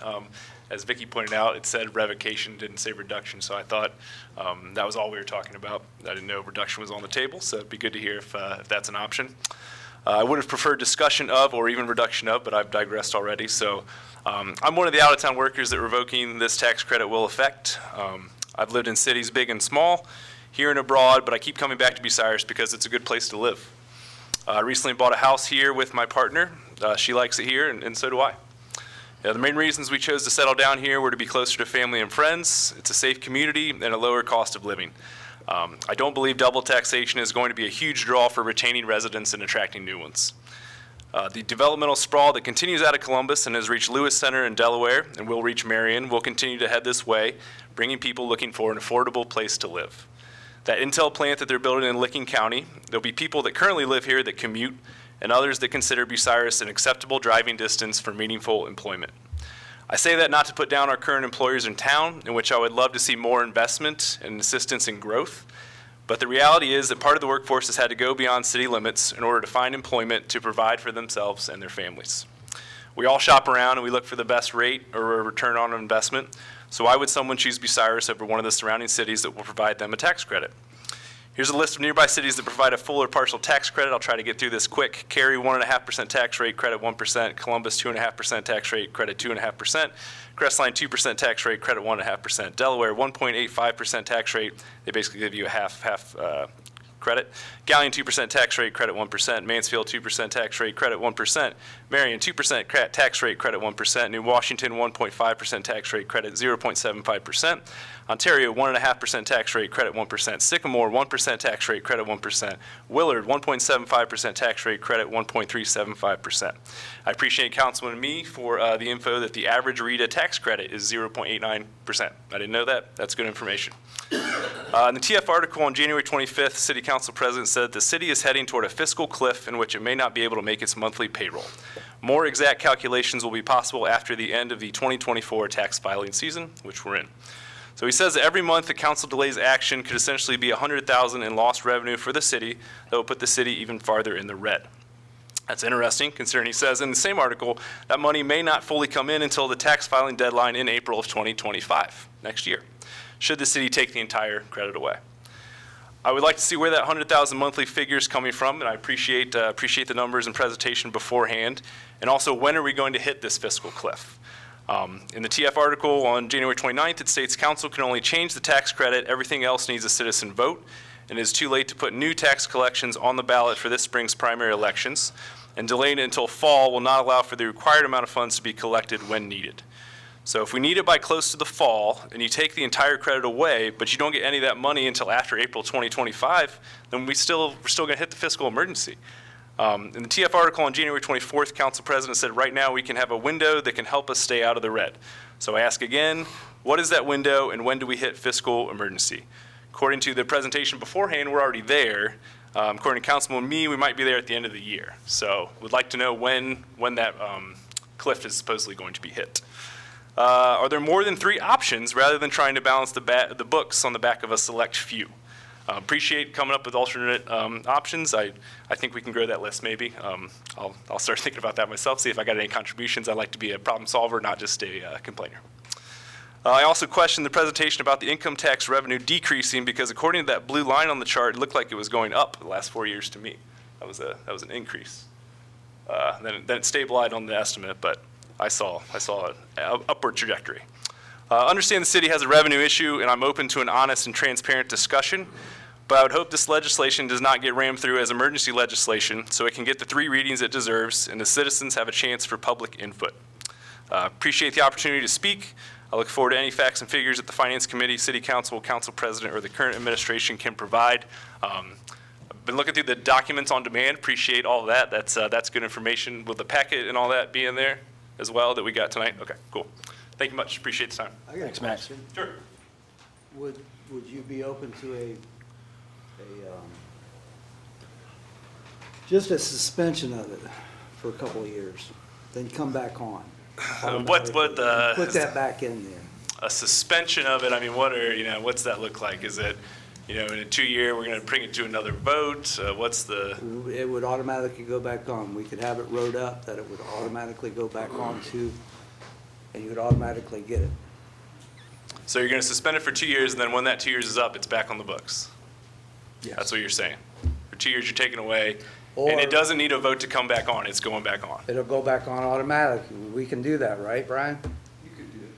If you're saying it automatically goes back on, it doesn't take a vote, I'm open to the suggestion. If you're saying it's, we might bring it back or, okay. I think what he's saying is that's protecting ourselves from our future selves. All of us included. I think that's. Yeah. Suspension. You're open to that? Open to that, yeah. Okay. Suspension to me is better than revocation. It's gone. It'll come back if you're lucky, maybe. Suspension with that it's coming back, on this date gives me at least, that it's coming back. Okay. So. Thanks. Thank you. Yep. All right, thanks.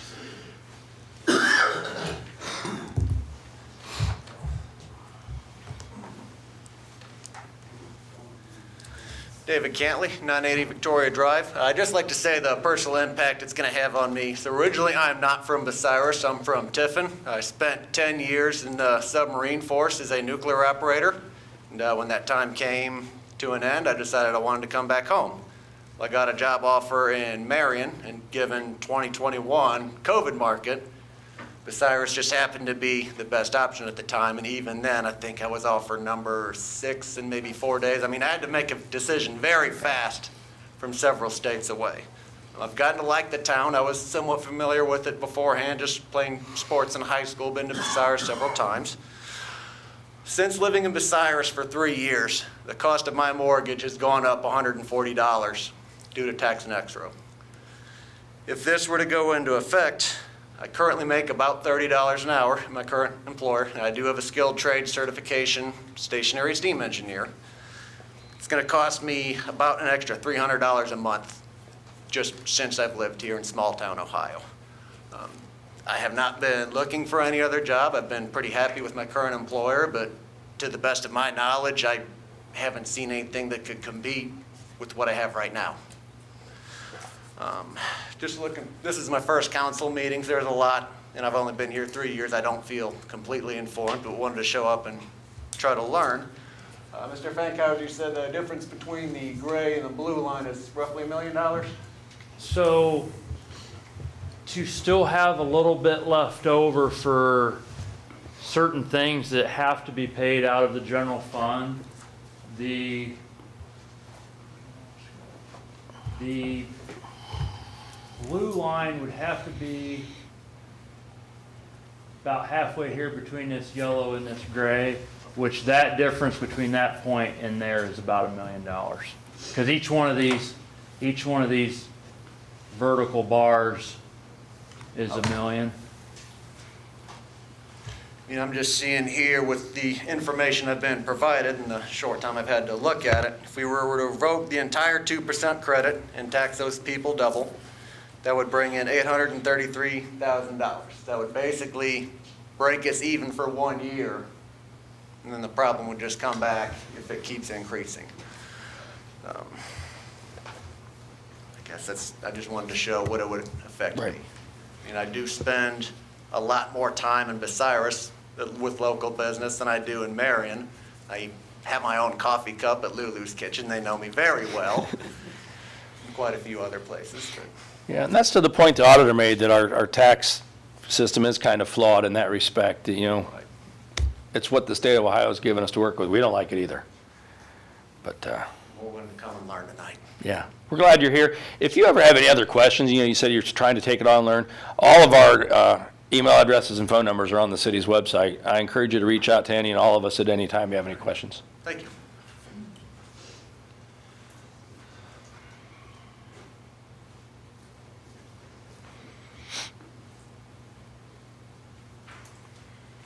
Melanie Ellis, 915 Southeast Street. I've been up here several different times with regards to this topic, and Mr. Me, you've served on council before. Kevin, you've been here for quite a while. Kurt, you were here. Bruce, you were here. This isn't the first time this has come up. We've heard the promises and the whatever. You know, that's why when you brought up suspension with the it goes back on automatically, that would be the only way, because obviously we were told one thing last year with the safety forces and oh, we wouldn't do this, and now we're back here less than 12 months later. I don't disagree that the police and fire deserve more money, and when they got the raise, but it was already known that there wasn't money, there wasn't gonna be money. So I don't know how you all run your household, but if you already know you don't have the money and you won't have the money, are you gonna spend money you don't have and you know you don't have and potentially don't know when you will have it? I try not to. I don't do that.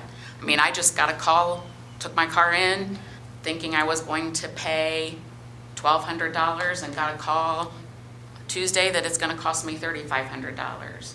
I have to have that car to drive out of town to work. So my husband drives out of town to work. Neither one of us really want to do that, but we're forced to do that. I do work in town 3 days a week because I'm one of those that telework now. So I do pay now into the city of Bucyrus because they are withholding that. But I still work out of town 2 days a week and pay 2%. And you want to tax or potentially revoke that credit for 2%. So 2 days a week, I'm going to have to pay 4% tax those 2 days I work. My husband will be paying 3.5%. So that's a large chunk of money that we're going to have to pay. And when I'm looking at, you guys have Attorney General collections, and this was from 2022, and that was $572,689 difference from what has been received and what was submitted. $572,689, along with what Ms. DeShawn had said, 500 and how many $1,000 in overtime to the fire department. Looks like that's your $1 million that we're missing here. So revoking, eliminating, reducing that credit is going to put a burden on the people that have to go out of town, don't choose, because does anybody in here that works out of town choose to go out of town and work? I don't think anybody would if they had the choice.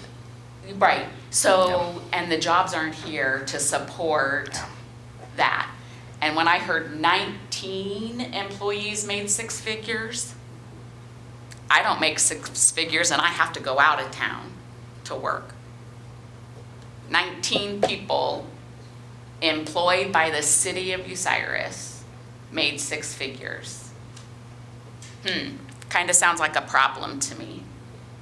Sounds like a problem that the city council and the auditor's office and the mayor need to control.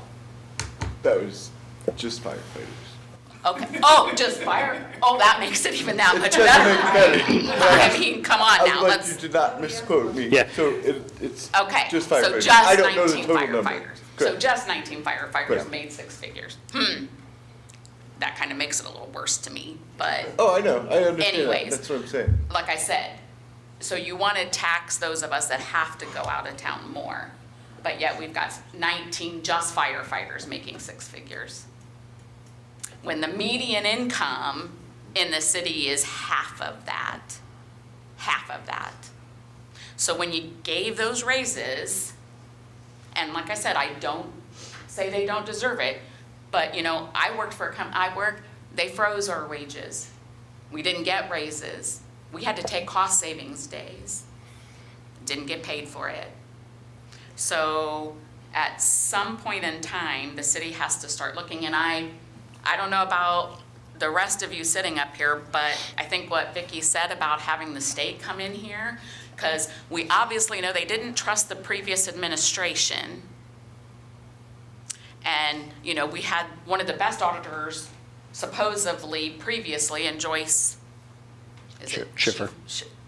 I mean, and she won awards, but yet here we are, and she's not been gone. How long have you been on the job? I think it'll be a year. I think it's just a year. So A year and 3 days. she was here when all of this was all going on as well. And that was one of the best auditors that, you know, I saw the awards. But here we are, and we've had a problem probably since the middle of Reeser's first, when he took over for Mr. Moore.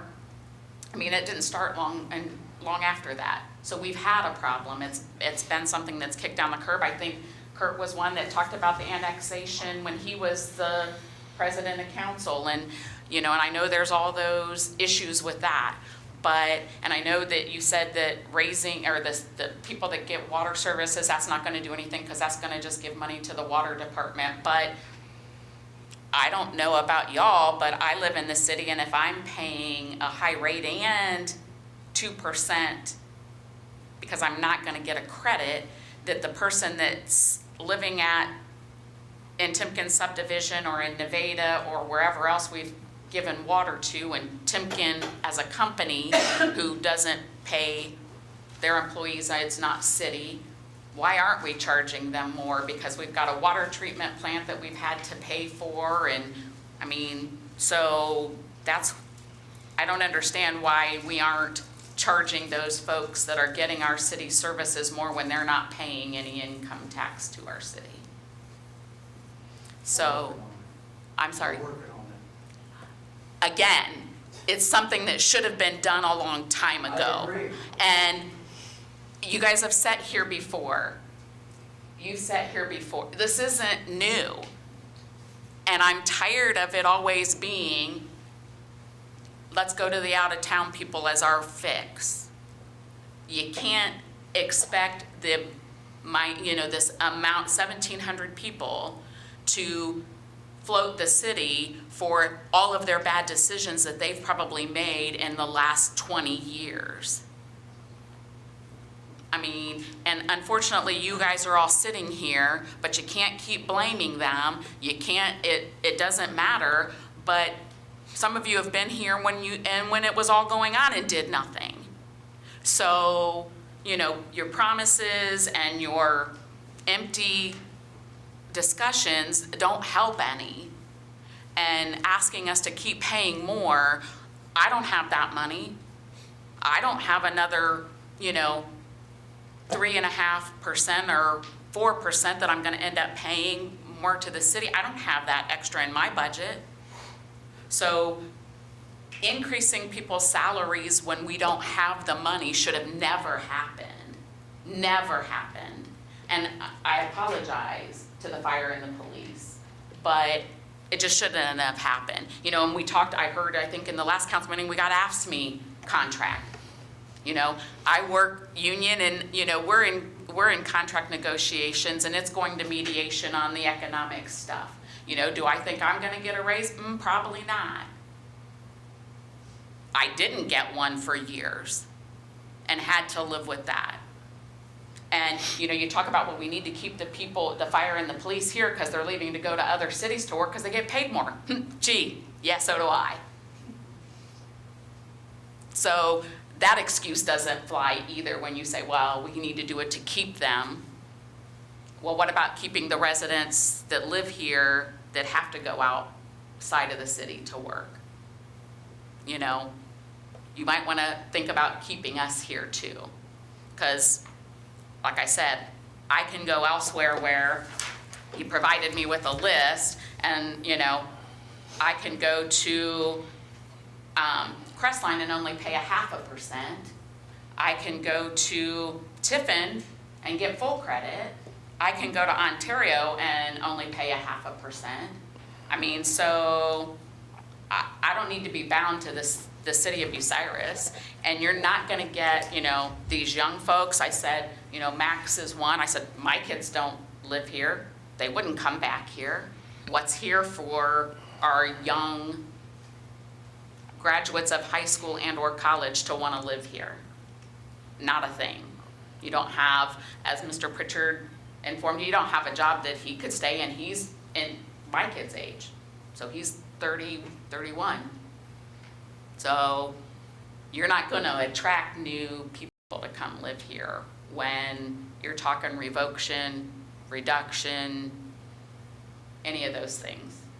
So, empty promises that were made last time and last year were just that, empty promises. So hopefully you all really think hard and long about your vote and how you're going to vote, and maybe do something about the $572,689 that you need to collect. And why hasn't it been collected? That's why it's with the Attorney General is for collection. Well, my thing of it is that why has it gotten that bad and that much? I mean, that's quite a few years worth of income tax that's not ever been collected. Could I answer your point to what I think, and I'll have you verify? I think what happened was for years we tried to do our own collections here, And then we finally just turned it over to the state, I believe, 2 years ago, if I remember right. Am I in the right ballpark with that? And their collections in the last 2 years have been more than what we were able to do in the past. So they are making a little bit better progress, but. So they changed the law and they have the ability to intercept, the Attorney General has the ability to intercept state and federal income tax refunds, which the city does not. So that's why we're utilizing the Attorney General and not doing it in-house. So And it's a lot easier. That many citizens are not paying their income tax. That's pretty Either sad. citizens or people who live elsewhere who were working here, one of the two, yeah. Well, that's kind of sad. But like I said, you know, I think that needs to be worked on, and the $500 and some thousand worth of overtime that, how much where are we at in overtime so far this year? We're in January, you know, January's just ended today. How much overtime? Numbers aren't out yet for that. I mean, it will be, the sheet will be out tomorrow, but it's So one of can those. those be made public? But the other- Absolutely. Yes, they are, but It's in always public. turn, the other thing is that my firefighters do not have a salary that pays them $100,000. They work more or less, they work 2 jobs at the fire station to earn that much money. There's guys that have over 2,000 hours of overtime to do that. And why did it, why? Why is that there? Because it was cheaper than hiring more firefighters. So actually, when they did the audit to do for what we should have for staffing levels, I should hire another 6 people. Well, and I think though, Mr. Taylor made a perfect point, and I know that you guys, you know, the minimum staffing levels, but do the number of fire calls and the number of ambulance runs warrant having 6 people on duty? Yeah, and that's the study we did, 24 that it actually said we should have more than what we have, and we did with less because that's where we felt we could afford. But we raise wages when they couldn't afford it. So, And that came through the whole process of the union negotiations. We got down to the very end. Had they taken that very first offer, we would have been a heck of a lot better off. well, and so somebody didn't do a very good job of negotiating. And that's not the council, that's the administration, unfortunately. Wow. It gets to us at the very end. Yeah, well, like I said, again, I think we that agree with maybe- you on a lot more than we disagree with you on. but I think though that maybe we need to let the auditor of state come in here. And like I said, I think that you guys need to stop on the fiscal emergency when there's actually 3 levels that can happen. And if it can start with the caution and then the warning and then the emergency, because, you know, you got people thinking, oh my God, we're gonna not, you know, what's gonna happen to us, and we're gonna go under, and we're not gonna, what's gonna be the, so I think that I appreciate Vicki looking into that and providing that information. But seeing as though the previous administration, according to everything that's been said previously and in council meetings and what I've been privy to, didn't do a very good job of the money situation, that having somebody that knows what they're doing may be the citizens' best interests. And especially when we've got a lot of new council that don't understand the dollars and the cents and all the numbers, and, you know, the picture's worth 1,000 words. Well, where were these pictures before?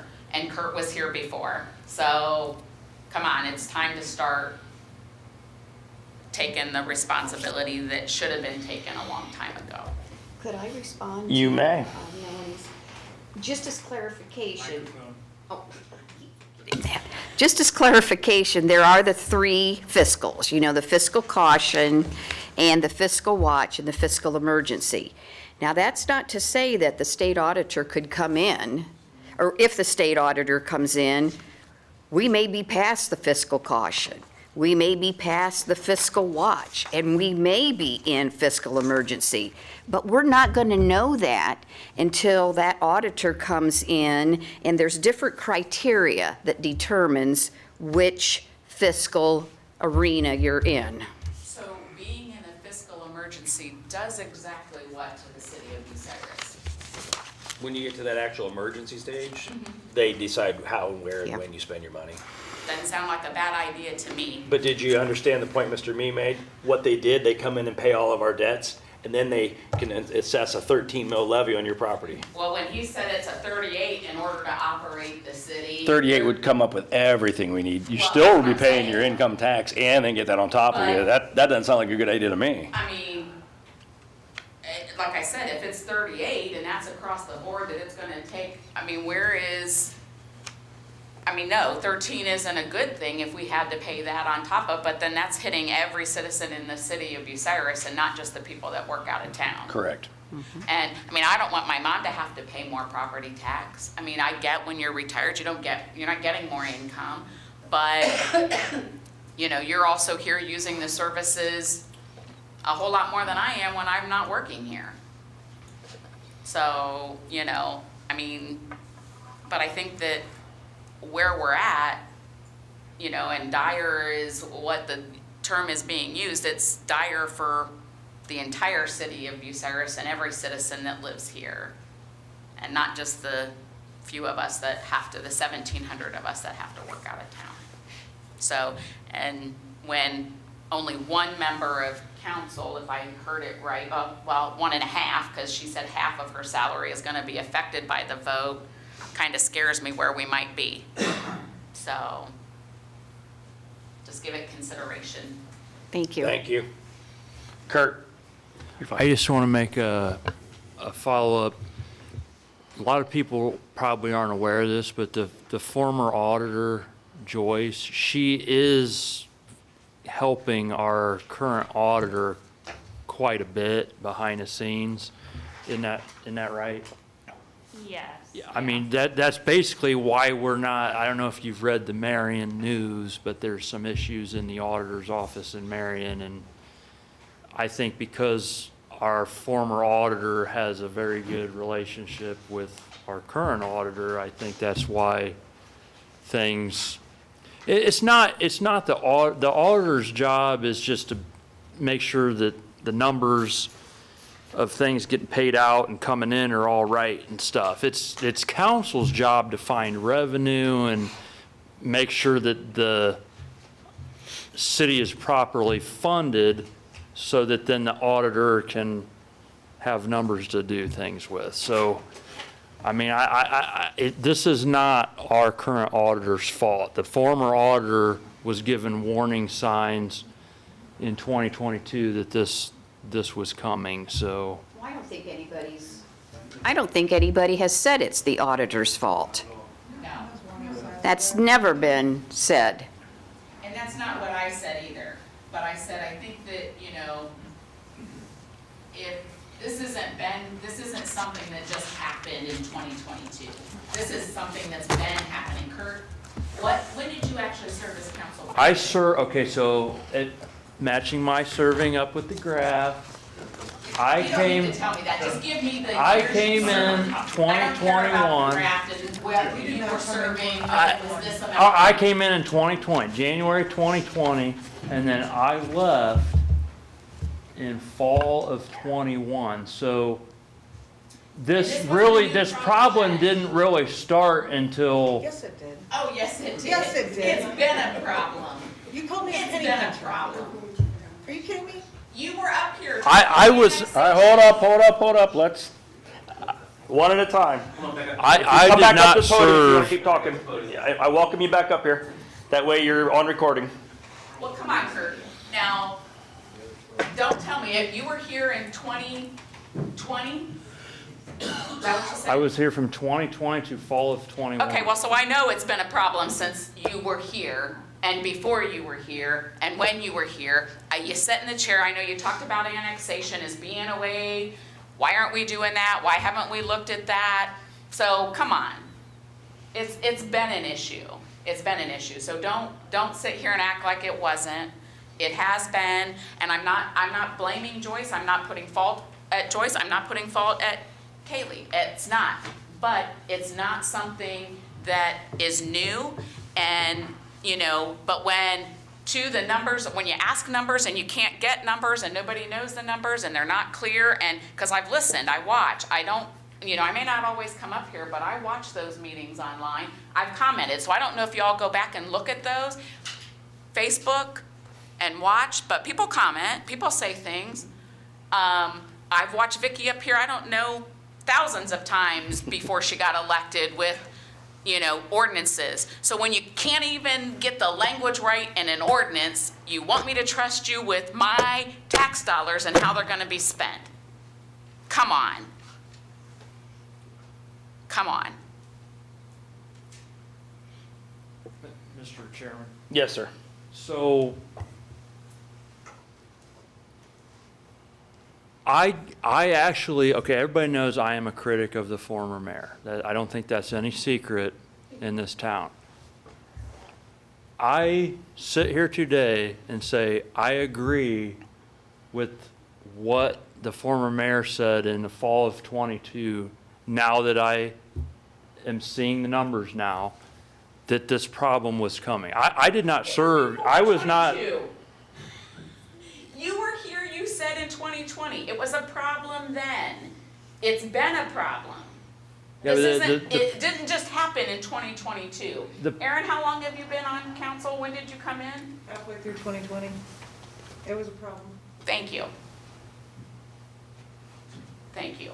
So it's been a problem. Bruce, how long were you on council? A long time. How many years has it been a problem? Well, I know we've been having a lot of problems with annexation. The biggest problem is with annexation is we were told that Timken would leave if we would annex it.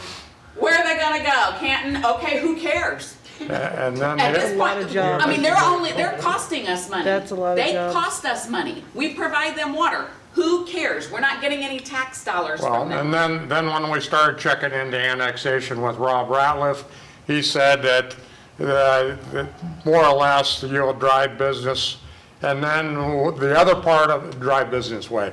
Then the other part of it is our ordinances stated when you have water and you get sewer, we actually have new businesses in town that chose not to pay city income tax because the businesses were not forced, according to our city ordinances at the time. They should have been forced to annex in as soon as they got that sewer line hooked up, and they were not forced. And so then as time goes on, it falls through the crack, and then you can't force them to do it. That time limitation has expired.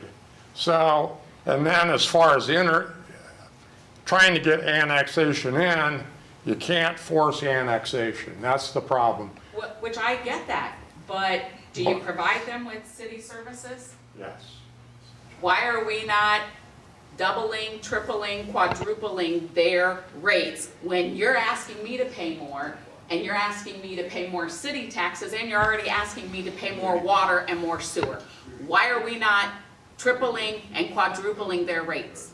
I don't care if it doesn't go to our general fund. I don't care where the hell that money goes. Excuse my language. I don't care where it goes.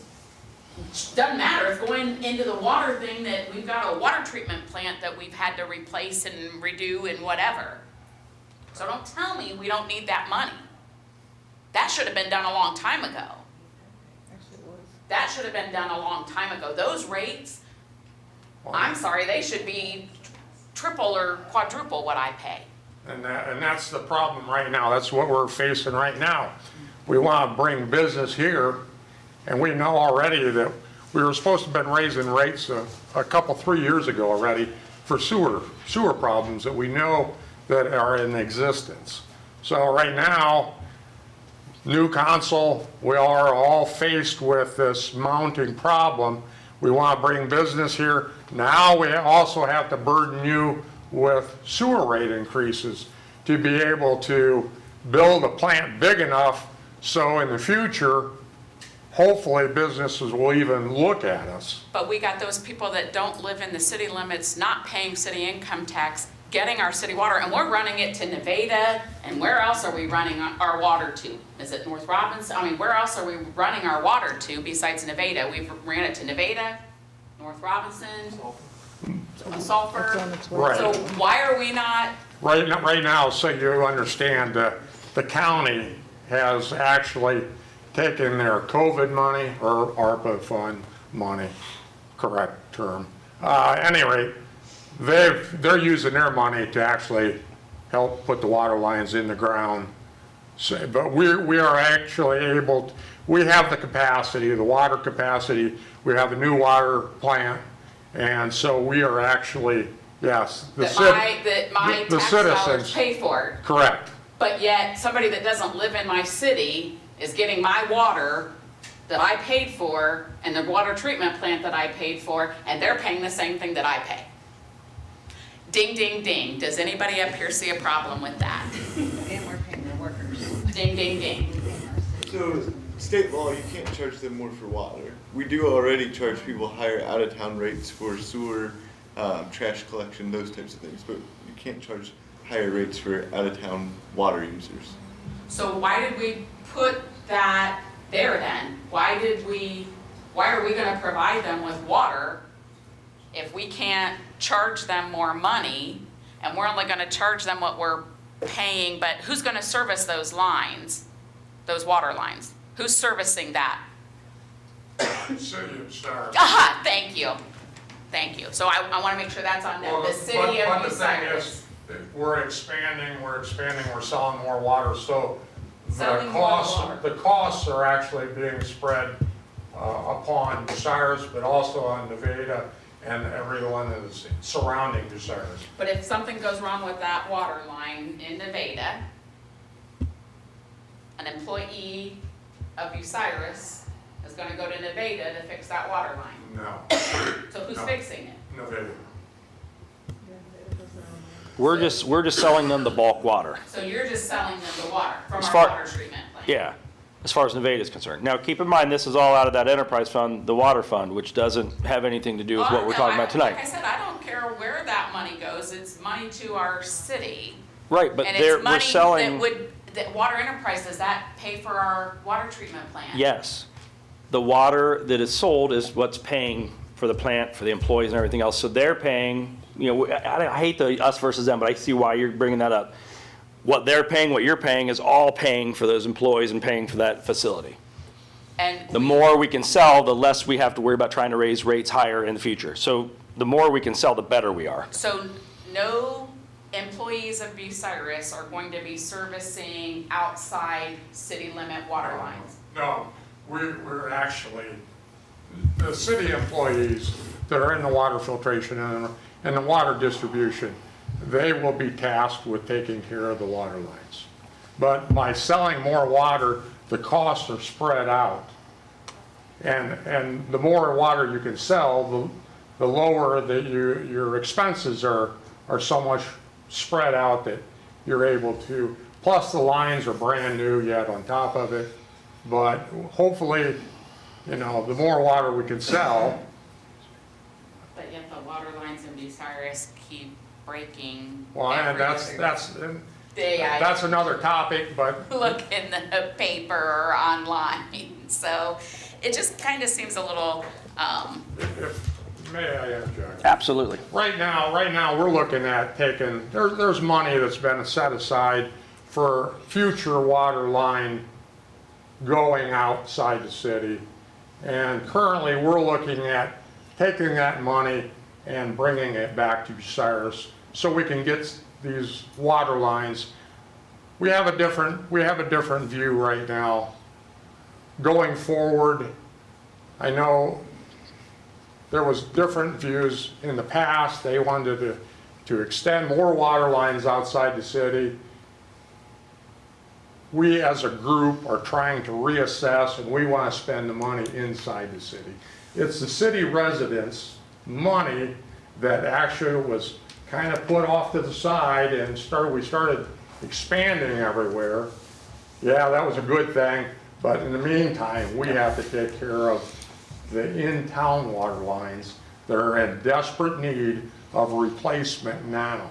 We keep having so many water line breaks everywhere, and then we got Omni Fiber in town poking holes in all our existing water lines. We're having problems everywhere, and that's what we want to do, is spend more money replacing water lines here now.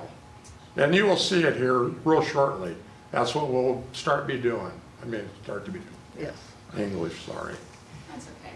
But like I said, I know, Bruce, you've been around and in council for a long time. This isn't a new issue with money and the city and, No, it's not a new topic. So, to say it's, oh, well, it didn't really start till 2022 and blah, blah, yeah, no. That song and dance has been sung and it's already been danced, and this has been an ongoing problem. I mean, my dad used to serve in council years and years and years and years ago, and I can remember being up here after he got off of council and this whole issue with revocation of the tax credit. So this isn't new, and it didn't just start in 2022. It's been an ongoing, long-term, the city of Bucyrus doesn't have any money, issue. Mr. Chairman, So, I just want to address the annexation one. We're getting way off of what our prescribed topic is tonight. Can we do that next week? And the same for the water topic. We But- kind of need to nip that in the bud and But stick to thank what we're you. doing. Yeah, Thank you. I appreciate it. I do want to say, though, what Ray brought up and what Mr. Me brought up is the fact that, it doesn't matter what happened in the past. We got to look at what we have today going forward. So, but Carolyn. Carolyn Shireman, 1065 East Bill Avenue, Bucyrus. I don't know your first name, what is it? Melanie. Melanie, I love you. I love you. Everybody loves Melanie. Vicki DeShawn, I love you. Why? I'm a new council member, and my hands are cold, my heart's beating, because I represent you guys. I kind of agree, I do agree with Vicki's statement about a state auditor coming in and the 3 steps they would go through. It's kind of like the city needs to file bankruptcy and have somebody come in and fix it, and then when they leave, we can start all over like people who file bankruptcy do. I'm going to put it out there. I do blame the previous administration. We got parks, we got trees. Did you guys ask for those? Didn't think so. I wasn't asked either. But the point of the thing is, if the state auditor comes in and they do whatever they do, I don't know about the 2% tax credit. Since it's already here, I don't think they would take that away, okay? But they would help find out where a lot of the other stuff went away at, and that would answer a lot of our questions. Where did the money go? So, I'm not for taking away your tax credit. Never have been and never will. You voted me here to stand for you. That's why I'm going to make some enemies, but it wouldn't be the first set I've had, okay?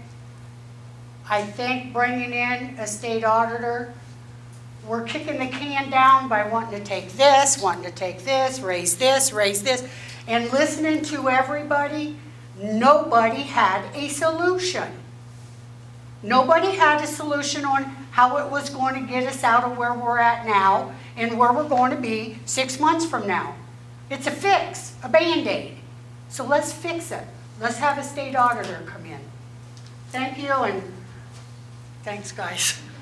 I do want to let you guys know really quickly that if a state auditor comes in, it's not saying that they can pull the 2% tax credit if they find it justifiable without council, and that's one of the so it's council's job to hold the purse strings, and I agree with Melanie. Did you say your name was? This was a problem going down the line that different councils, different administrations, things should have addressed throughout time. And the reason we're here is because that didn't happen. When It did address it. Yeah. Okay? Make that clear. Yeah. It did address it. They decided it was not the right thing to do. Yeah. So no, I'm not talking about just the tax credit. I'm talking about issues or how to handle them necessarily, They should, so council, my concern is, and I'm not saying this is the case, I believe council, like previous councils, should also take responsibility and not necessarily want state to come in to so they don't have to make a tough decision. Does that make sense? And I'm not saying that they should do it or they shouldn't. I hope that wanting them to come in, one, I don't want you guys to get your hopes up and think that would be a solution. It wouldn't necessarily be that. And they could still come take it away from us, and then we don't get a choice. Our council doesn't get a choice. So I would hope that council isn't using any of this in a way to not have to make a hard decision. That's all. Can I address you a minute? Yeah. First off, being on this council now, calling in the state auditor for help is not us addressing the problem.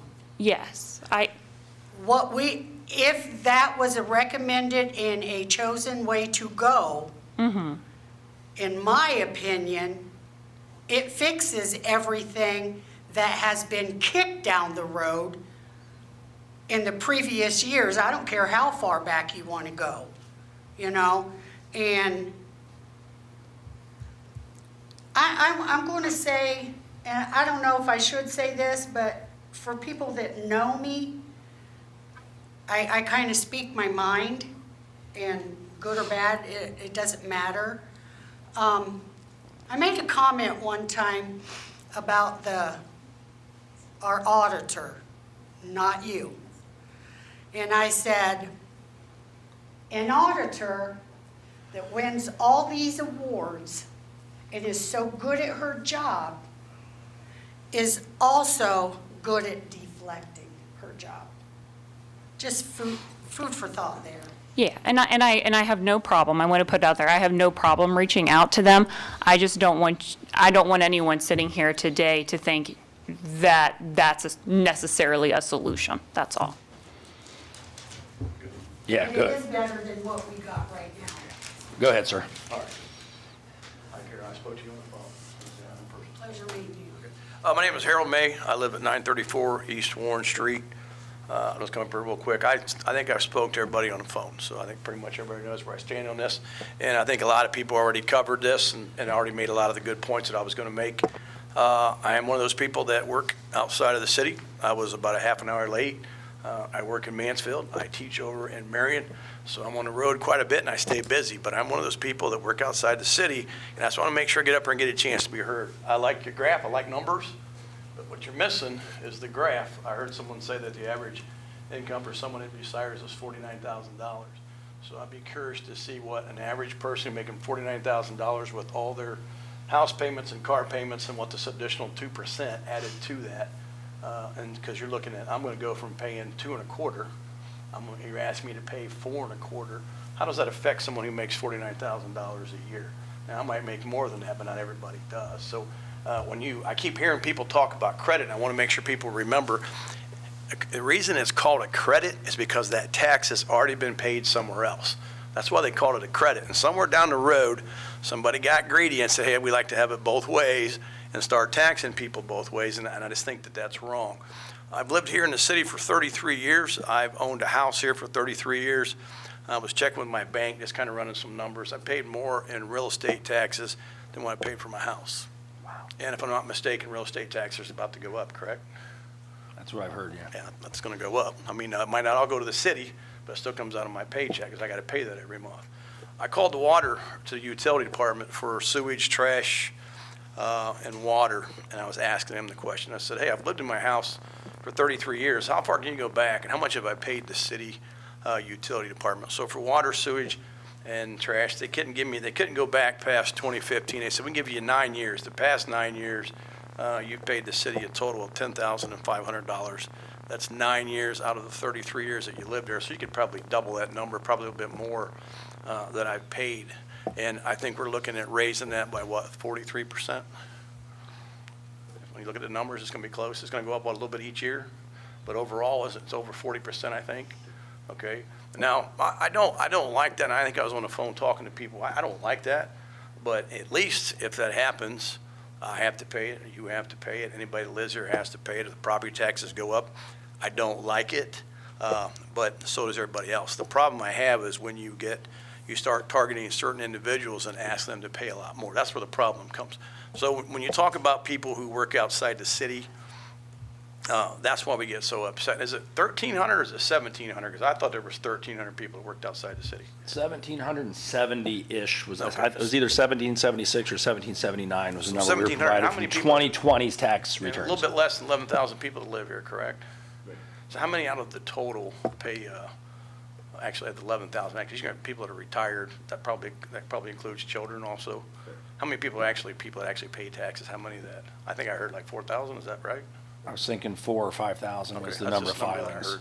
So, I mean, I get it, we need money. I'm up here listening, I mean, I'm trying to come up with solutions myself. I just think, and I heard Chris say something to you about, he brought up a good point. If you pass this, that's 1,700 people. When you go down the road and you start needing money for something else, those 1,700 people are going to remember this day. I'm going to.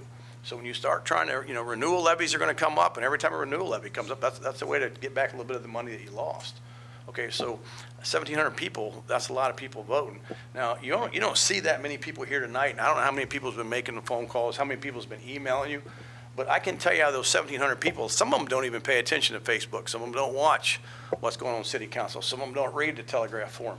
But I can tell you what they will do and what they will notice is when their paycheck starts to come in one day and they open up their paycheck and it's $50 less, they're going to want to know why. Okay, now I hear people blaming the past administration, but that's not what's going to be remembered.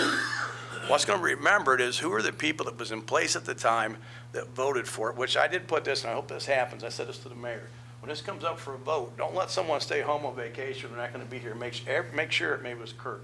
Make sure that everybody on the city council, they have to show up and they have to vote. If you're for this, people need to know about it.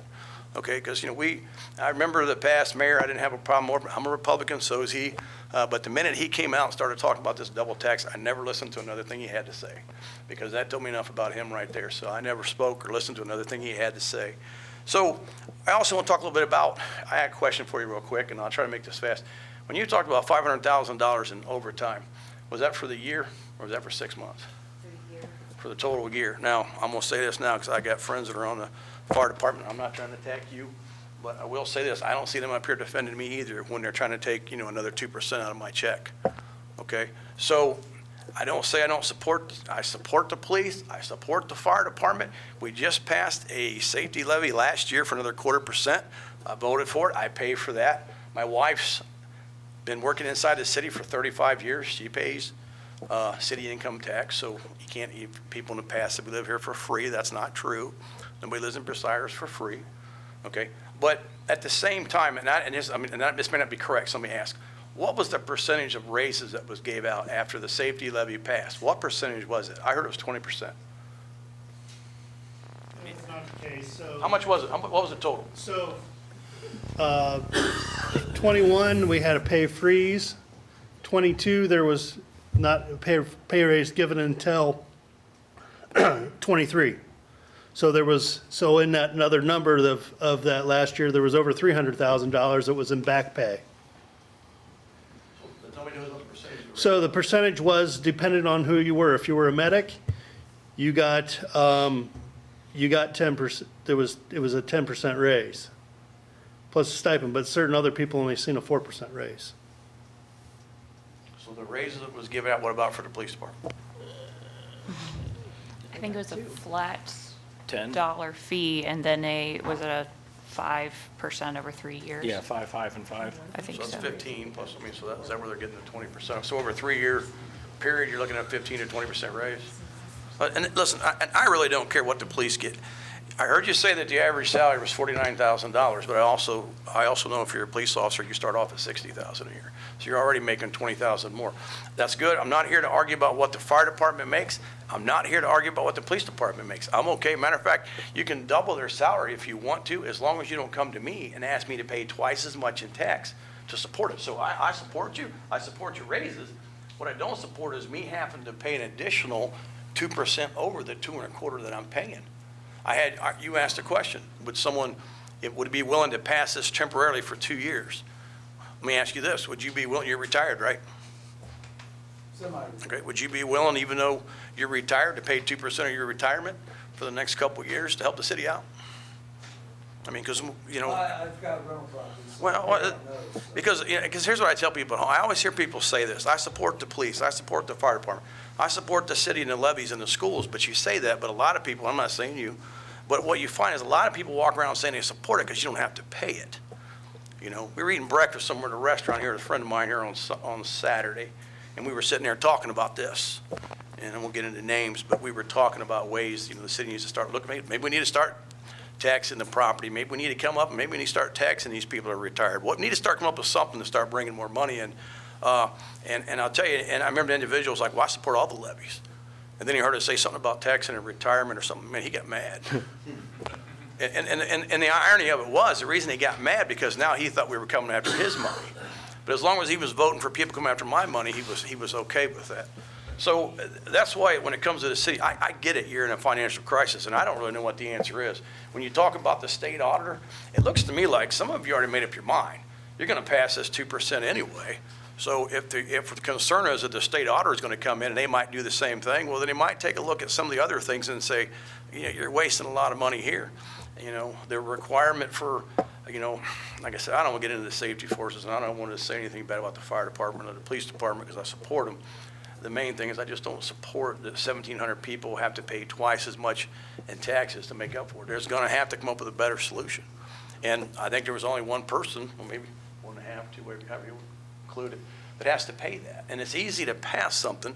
It's easy to say we hate to do it, but we got no choice when you're not the person that has to make that payment. But when it affects your paycheck and you get your check, you know, whether it's every week or every 2 weeks and it's $50 less than what it was, or it's $100 less than what it was, it's not so bad when you get a raise and then you lose a little bit of money, but you're still getting farther ahead. And I understand with inflation, the cost of living, and that's why I really don't have an issue with whatever the raises that the police department and the fire department got. I don't care, that's fine.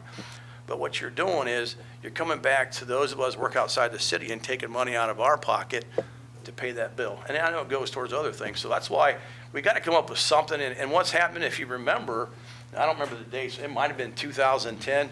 We've been through this, and we came in and they took away that partial credit temporarily if we would all come in and vote for that other 0.5%, which is how I think we got to 2. And so we voted for it. They put the credit back in place. They quit with the double tax, is what I call it. And we were fine. And they said, as long as this passes, and of course, back when we went out, we needed new equipment around town, and, you know, we were short-staffed, and so we did that.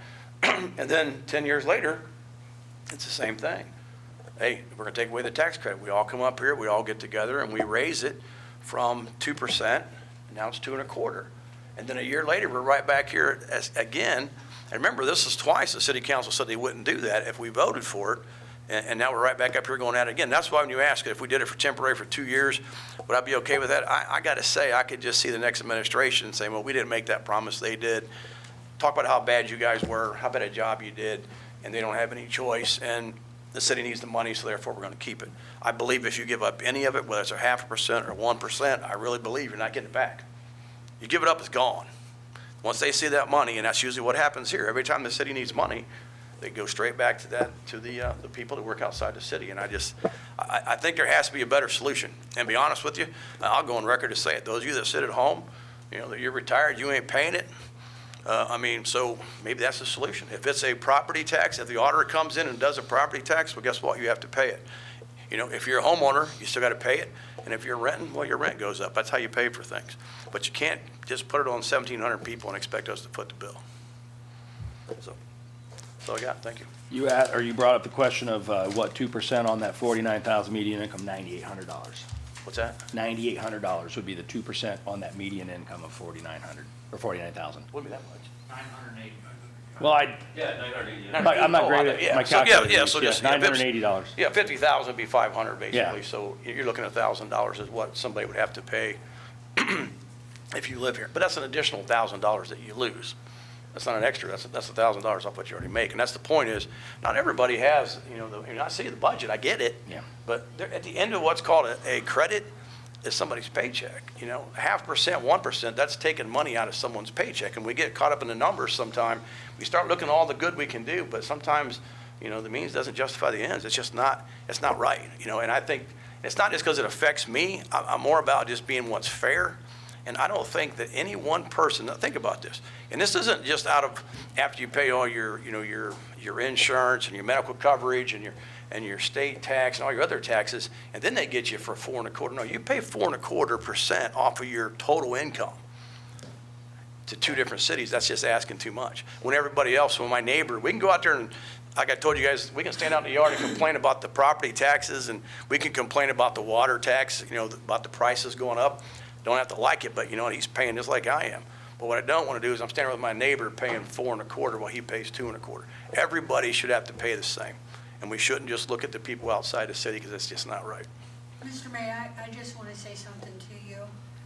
You just made a comment that it looks like we're all going well, not you. I know you're not, but. Well, I'm not just standing up for myself.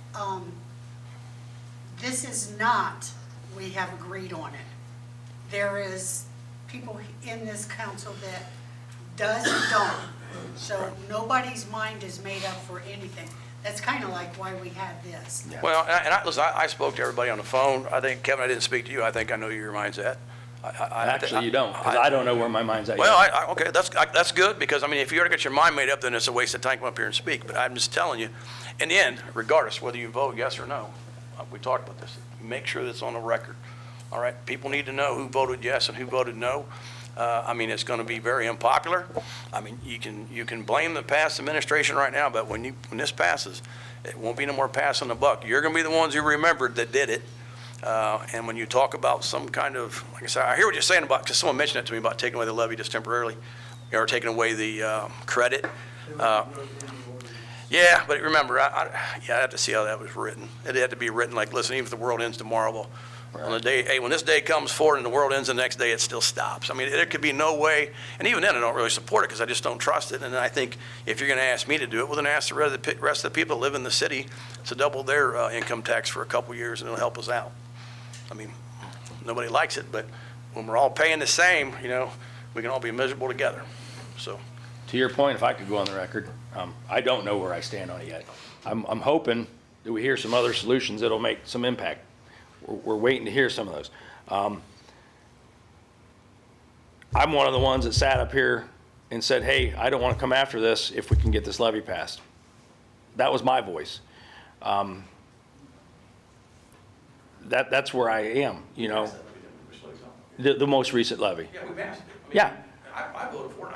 Yeah. Taxes went up, my wife's taxes went up. And that's why I hate coming up here, because the minute you say something, you don't support the police, you don't support, and it's not true. It's not about who's supporting what. People think that. People think you don't support them if you question anything. I'm not, like I said, I don't care about the raises. I don't care what they make, as long as I'm not gonna pay twice as much in Correct. taxes. As long as they're raised, doesn't mean I take home less money. And that But I will includes the say rest one of thing the that I've thought of is hearing Mr. Mee's, idea of if we were to do that, to put a definite end, that's the only way I would vote for it, if I would vote for it.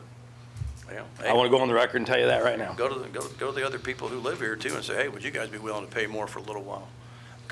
Here's the concern, because I'm telling you, people they've been through this before, and once they get that money and they see them numbers, you know, I could just see the next administration say, well, you know, they shouldn't have told you that, and we really need the money, and you know, here's what we're gonna have to do. So. Well, if that were the case, though, that would put the next group of people after us in these exact same position right now. Yeah, they wouldn't be very popular either. Right. So, all right, guys, thank you. Thanks for your time. That's a majority of the room. Anybody else? Go ahead. One thing I don't Name and address real sorry, Bill Kennedy, 1467 Whetstone Street. Taxes are a percentage, okay? As my wage goes up, you get more money, okay?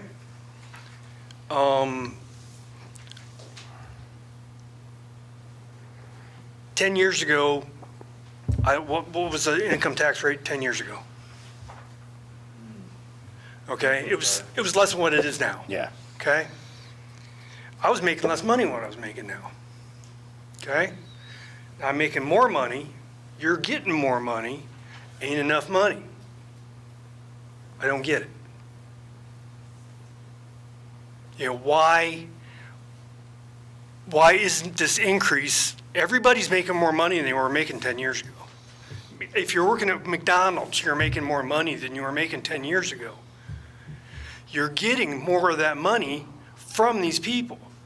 Why is it not enough money? I think the cost of everything has gone up astronomically. What did we pay for a pickup truck back in that days? Yeah. What are we paying now for one? Yeah. And so it's everything. Piece of paper. But you're getting more money. Can I jump in? We lost GE, we lost Baja Boats, we lost BPT. I could go on and on and on. Nothing's coming back. Bottom line, nothing's coming back. That's why they're not getting more money. So why are they spending as much money? That's the past again.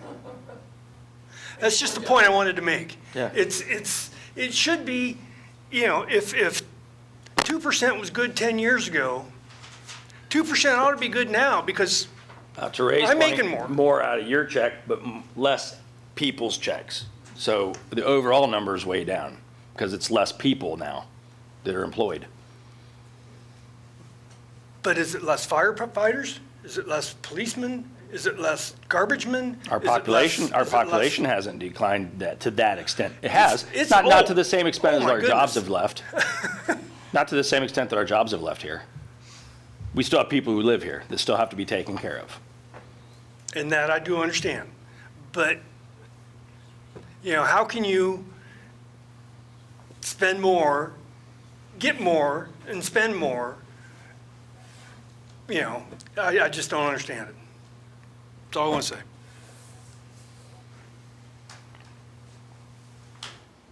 Anybody else? Anything in closing, Vicki? Chris, anything in closing out of you? No, at this point. Jim? Do you want to kick it over to full council and let them fill it, or? That's up to you guys. I'm just here running the meeting. If you're, Your microphone's not on. if you're going to propose that, I'll second it. Push it on to full council. Just push it on to full council. So do a tax credit suspension from January 1, 2024 to January 1 to 2027 for 36 months. And have it automatically come back in January 1st, 2027. Brian, if you could fortify that. Right. So it would be January 1st, 2024 through December 31st, 2026. That's what you said. 2026, okay. Yeah.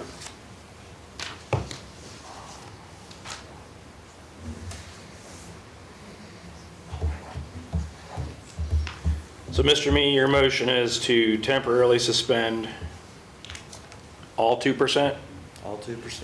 effective retroactively January 1, 2024 Yes. through December 31, 2026. Yes.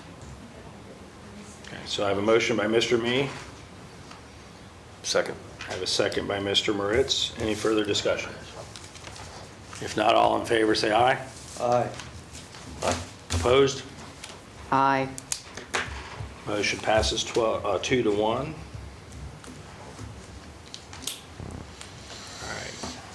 And just so I'm understanding correctly, I mean, I voted to where I do not want any reduction. Correct. Okay, just, because like I say, this 36-month, this is all new to me. I knew nothing about this. I've just been pushing around the idea here lately, so. Well, I know, but I'm a member of the Finance Committee, and Didn't they originally say 2 years? It did. 3 years. Straight to 36 now, never mentioned. Don't forget about, he even said he was willing to pay that tax in the meantime, so let's make sure that's kept in the record. All right. I'll open it up one more time if there's any public participation. Name and address. Gary Miller, 800 Rogers Street. I believe he said 2 years when we were talking to the max. So Now let's it's change that to 2 years. Well, here's my thing, okay? double taxation should not happen to anybody, in my opinion. You had on your one little pamphlet about the state, does not allow you to, like, in my opinion, I worked in Guyan for 23 years. Half of my taxes should have went to Guyan, half of them should have went to Bucyrus, but that's not the way it is. But that doesn't make it right for you to pass a double taxation on the people that are working out of town, in my opinion. We're not passing this. Well, I'm just saying, if you do pass it, it won't be right. The other question, and nothing, going back to the fire department, wasn't there, and I don't know whether Mr. Taylor, when he was addressing about this, wasn't there something where the arbitrator, you did not have to give them a raise, but you either voted for it, or like you were saying, you did not vote for it, so you allowed it to happen? Wasn't there something like that? Yeah, that's it. Made it to the end of that line, and the question that I asked of the lawyer that was representing the administration was, if we do nothing, is there a chance it comes back even worse? And he said yes. But I thought the arbitrator said, that you're not required to pay that, but then council went ahead and said, maybe I'm wrong. No, council wouldn't have made that decision anyway. The arbitrator gave us what they thought was a fair resolution, and council could have rejected that resolution, and then we go to fact-finding and have further hearing. And the only other thing, if this can be in writing as far as that happening, if you rescinded it for 2 years, how many times do we hear, we're gonna pass a levy for 4 years? That's all it is. And when that levy's done, I guarantee you, probably about 100% of them come back for renewal, which isn't new taxes. But originally, they say, this is only gonna be a 4-year levy. That's why on the ballot language, it has to say new or renewal, so. And anyway, as far as double taxation, I don't, like other people have stated, I feel, and I'm retired, okay, so I don't pay city tax. Right. I would be willing to pay more, on property tax or whatever, to give, to put in a share for me. But I feel double taxing people, it's not their fault that they're paying it to there and you're not getting any of it. So, thank you. Thanks, Gary. Vote down. Just for the record, so when you asked if I was Name and open address. to it, Max, 135 East Kilbourne Drive. When you asked if I was open to it, I'm open to, let's talk ideas, let's figure out a way to do it. We're obviously in a problem, we need solutions. So my order of preference would have been not eliminating it, reducing it, or, then if you're going to move it on, which I figured it was coming out of this committee anyway, regardless, that was my personal opinion, then, at least suspension was, there's a glimmer of hope in there. So that was the bottom of my list. So yeah, just for the record, getting that on the record. Question about the blue line though. So is it just because wages have gone up? Is that why the income tax revenue has gone up from 2020 to 2024? Is that what? Because that to me looks like it's going up, and then our estimate in 2025 is going sideways, kind of down. Our operating costs for police and fire is going up at a faster rate than the income tax cost. Okay, but it is going, you are getting more income tax revenue. Oh, yes, Okay. that is a true statement. Okay, just wanted to double check that because the optics on it, so, cool, thank you much. Okay, so I have another question, not for you, Max. The vote that we took here, Jim, you voted yes. Yes. That you wanted. Okay, I voted no. I voted to kick it over to, Yeah, Jim Full requested council. legislation to put it in front of full all I council. want is legislation to put it in front of full council, that's all. We didn't pass anything. This is a committee. Yeah. Well, but I mean, we approved your motion to move it on to full council. Correct. Yes. But how did you vote though, Jim, or Chris? I voted just to move it to full council, that way full council gets a So you chance to do it. voted yes? Just to get the full council in Okay, there. I'm sorry, I did not hear. Gotcha. That was just to get in front of full council, that way all of us have an equal part in what was going to be with this particular decision of what goes down the line. We got more options out there coming down the road that we can do, just not this. So I do think that all council needs to be a part of this particular. This was never gonna be a fix for everything anyway. I mean, there's too much going on. There's no way this is gonna fix anything. That's why it's only temporary, but it gives administration a chance to catch their breath and see what fixes they can come in. A year, 2 years. But the fiscal emergency thing, I think we ought to go forward with that too. And contact the state auditor. Well, and keeping in mind, the reason of contacting the state auditor is for them to come in, take a look at us and see, where are we? I mean, are we in the caution? Are we in the watch? Are we in the fiscal? Which, if I'm understanding Mr. Fankhauser correctly, their figures are correct and we're in fiscal, correct? We're in dire emergency. Go ahead. Melanie Ellis, 915 Southeast Street. So I understand it to be the motion that will go in front of full council is a revocation of the entire 2% credit. So you guys didn't even want to take into account that people are up here and people are saying we're willing for something. You guys went for the whole kit and caboodle. I mean, you didn't even waste any time, didn't listen to anything anybody said. Not this guy, though. No. Well, I mean, my thing of it is that you went right for the whole thing. You didn't even go, okay, the motion in front of the council is why don't we reduce it? Because like I said, Kevin was up here and said, you know, if we pass this safety forces levy, then I'm not for this, and I'm not going to look at this. And like, I think, I can't call you Harold. I almost forgot because I call him JR. You know, had said, you know, we had the promise before when it was 1.5. Well, if you guys do the 0.5%, we won't do that. And then the 0.5% for the safety forces levy before, and now we're at 1/4, you know, and if I remember right, in council, it was actually talked about as a 0.5%, not 1/4%, and then all of a sudden, boom, it got changed. I don't know how or why, when obviously based on that wonderful graph, we know we're $1 million shy, and another 1/4% would have shortened that and would have been the burden of all 11,000 and however many citizens live here. Not the 1,700 now that you want to take 2% from. And I'm like Harold said, once you take it, you can say, we'll give it back to you, but we heard that before.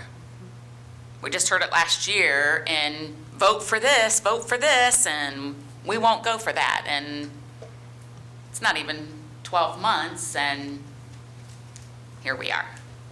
So I'm kind of disappointed that this committee went right for the jugular and didn't even take a pause to say, and you can sit and say you'd pay the money. Will you just write the city of Bucyrus a free check today for that 2%? And will the rest of you that vote, you know, that are voting yes, go ahead and write your check if you aren't going to be paying that? Because that's what you're telling the 1,700 people that work out of town. I just kicked it over to full council, let everybody vote on it. But you went right for the, I mean, you didn't even, like Max said, you know, that wasn't would not have been his first choice. I mean, you went for revoking the whole thing. You didn't even go to a reduction and put that before council. I mean, you went for the whole 2%. Yeah, I did. And like I said, so I'm hoping that that means that you're willing to write your check for 2% of your income to the city of Bucyrus. Can you do both, Jim? Make a motion to send the 0.5% to full council along with 2%? Can you do both? He can, there's several different things that can happen right now. He can stick with his motion, the motion that was already passed, and not make another. He can make another motion to either be something totally different and get rid of the first motion So he's got several options based on the feedback. You can request two pieces of legislation, but you can't put two pieces of legislation forth for a vote that would contradict each other. So it would have to be one or the other by the time that the council votes Yeah. on it. And like I said, I just think that y'all might want to bring your checkbook. If you're, if you're saying you're willing to pay it, it's one thing to give me lip service, because I've had that lip service from people up here before. And it's another thing to actually put your money where your mouth is. So. Go ahead, sir. Since I did vote, second vote to push this on the council, I do want to know again, I'm one of the only ones, me and Aaron back there, that are going to be paid this $3,200 a year for me, for what my part would be, $266 a month extra that I'd be paying out of my pocket. So I don't look at this lightly. That's why I went ahead and said to have it pushed to the full council, so all of us either say yes or no to this, not just 3 people. Podium, if you would. Rules and all, you know. This is Max Miller, 135 East Kilbourne Drive, stop one by, you know. So this is a special meeting, so is this emergency legislation? He did not request it as an emergency, sir. So it'll get all 3 readings? That's the way he requested And it. it'll start next Tuesday, the 6th? If the law director has it prepared for presentation Tuesday, if not, it would be the following meeting and 3 subsequent meetings. And you're welcome to be up here for that. I'll see you next week. I'll make mine quick. Hey, we're paid to listen to you guys. If you guys want to be here till midnight, I'm here. 934 East Warren, you write that check, make sure it's for 2.25%, because you need to support the safety levy. It's not 2%, it's 2.25%. All right, so I'm gonna remind you guys that are on the city council, listen, your job is not to come in here and do your own agenda. Your job is listen to the people, listen to what we want, and that's what you're supposed to do, not what you want. And that's why people got aggravated when out of nowhere you came up with 36 months and that was even talked about. I don't support even the suspending it for 24 months. I was gonna make that clear. And I don't think anybody here supported that. So that decision to even push it forward, that's on you. That's your decision, because I can tell you no one else here supports it. And I hope when it gets to full council, I hope the people that say they don't support it show up. And they vote it down. If it does go through, I hope the people that vote for it get your checkbooks out and start writing the check, because you should be paying just as much as the rest of us. All right, thank you. To your point, we have 10,000 people in town. I would love to hear from all 10,000 of them this week by email. I wish they'd all. And I mean that in all sincerity, because here, you know, what do we have? 20 people here tonight. But if it's not. I want to hear from more people. Well, I talked about this earlier, because the people that are here, if it doesn't affect you, they're not going to show up. The people that right now, that if this goes through, it doesn't affect them, it's not coming out of their paycheck, most people just don't care. But what I'm telling you is those 1,700 people, I would bet you there's a lot, I don't know how many calls you got, how many emails you got. I bet you there's a lot of people that have no idea what's coming their way, but they will when the day comes and I open up my check, and all of a sudden my check every 2 weeks is $100 less than what it was, or $50 less, and they're already fighting on Thursday how they're going to have gas money to get to work on Friday, and now their paycheck. I'm telling you, when that happens, people, the rest of those people are going to come out of the woodwork, and you're going to hear about it, and they're not going to listen about the past administration, because they're going to put the blame straight on you, and that's where it belongs, because if you pass it, then that's where it goes. All right, thank you. Now, I will say, I got phone calls. I think I had 2 phone calls, and I talked in person with maybe 4 people or so. But I didn't get any emails, which sort of concerned me a little until I had a constituent send me a voicemail telling me that she went to send me an email, and she went to the council page, went to my picture, went to where my email was, and when she hit it, it said no such account exists. But everybody else has existed, except me. You got the black cloud. Yeah. Did you Now, report that to Bonnie yet? it's been reported and it's been all taken care of, but I'm sitting here thinking, oh my gosh, there's been what, almost a whole month? I got 0 That phone no calls. one's been able to contact me. I got 0 phone calls and 3 emails.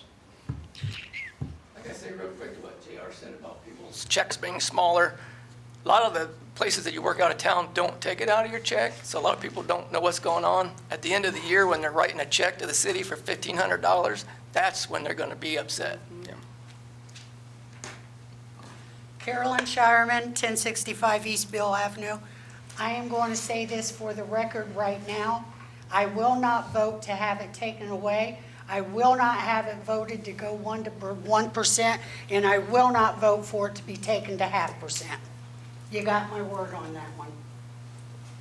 We're on track here, but just to go on with Vicky, I tried to find, Max Miller, 135 East Kilbourne Drive. I tried to find Council Clerk Miranda's email on the city address or city website. It's not on there listed. When I searched for Council Clerk's phone number, the directory had Megan Conley in there still, previous Council Clerk. So I called that number, used the 238, I think was the extension. It went to the voicemail with her on it, and I thought, well, maybe they just haven't changed the voicemail and Miranda will still get it. Never heard anything back, so I called back. Miranda answered right away, talked to her, but just something maybe we need to get fixed. So Can you look into all that? Thanks. Cool, thank you.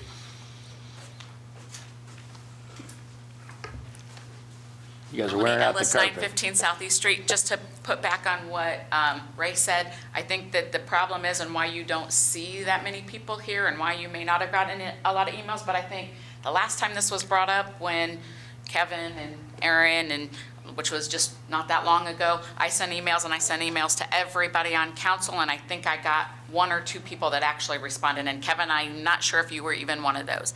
I'd have to go back and look. But I said, I don't think people actually understand what it means when you say you're going to take away that credit. They don't understand it. But like he said, when they got to write the city a check come April 15th for that, they will. But obviously, we've got 500 and however many $1,000 worth of people that aren't paying it, that many dollars worth of people that aren't paying it, so they aren't getting it still. So, you can say, well, we haven't heard from all of these people, and people aren't saying anything. Well, like I said, people aren't paying attention until it comes time to write that check. And when you've got that many people that aren't writing those checks, they still aren't getting it.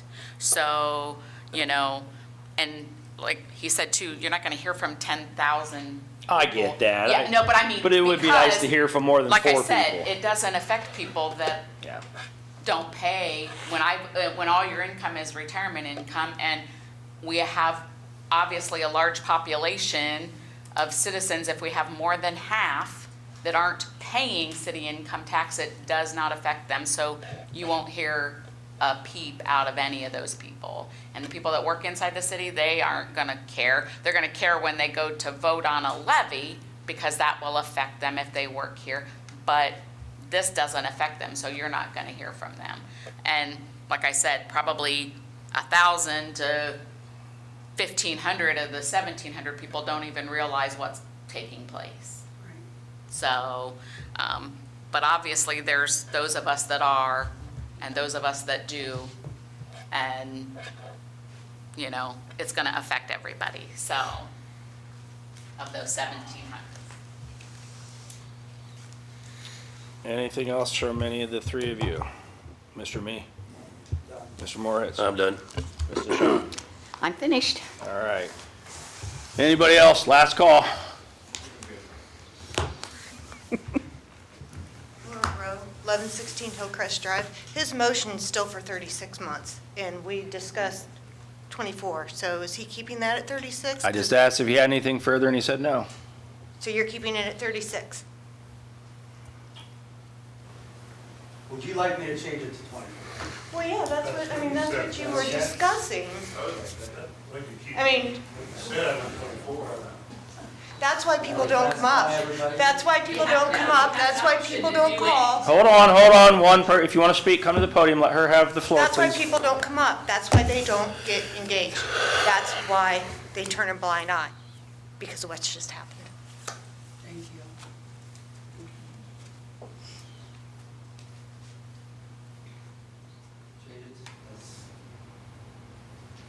Make another motion.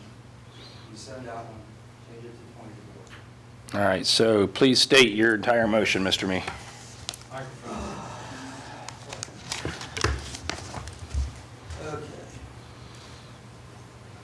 I'd like to make the motion to suspend the tax credit for 24 months. After 24 months, have it come back on as 1%. Retroactive January 24.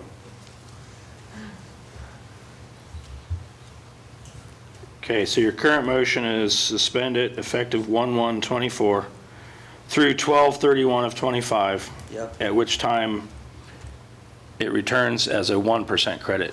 Yes. Okay, but before we vote on this, what was your original motion? 36 months. But it wasn't, but was it to, was it 1% then? No. No.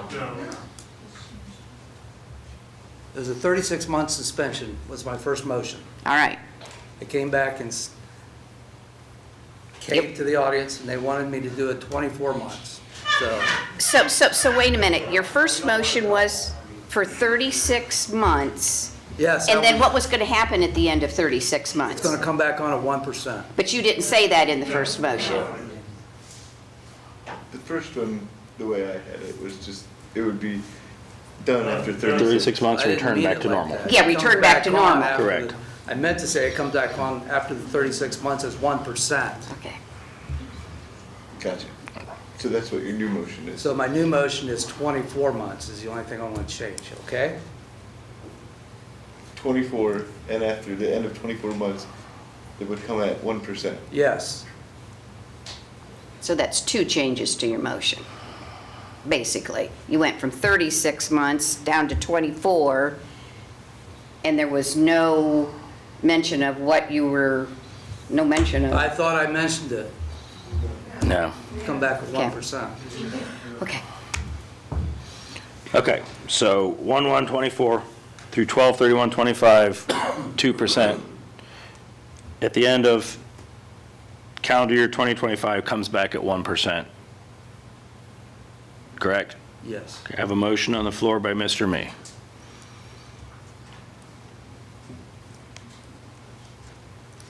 Can I ask? Not yet, you cannot.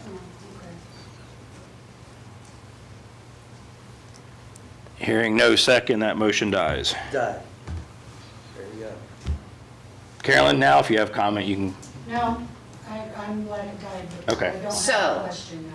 I mean, I'm a council person, and I probably look like an idiot right now, No, you don't. but I want to make sure. So it died, so there's going to be no revocation. no, his first motion still stood. Am I correct in that? No, we rescinded it. You rescinded the first. Yeah. So even though it failed? Okay. I stand corrected. I stand corrected. I had to ask the lawyer. So what, So Just- currently, you guys haven't asked for any legislation. There you go. Nothing. which means the credit stays as is? It means no, there's no changes Okay. that have been requested as of right now. There you go. All right.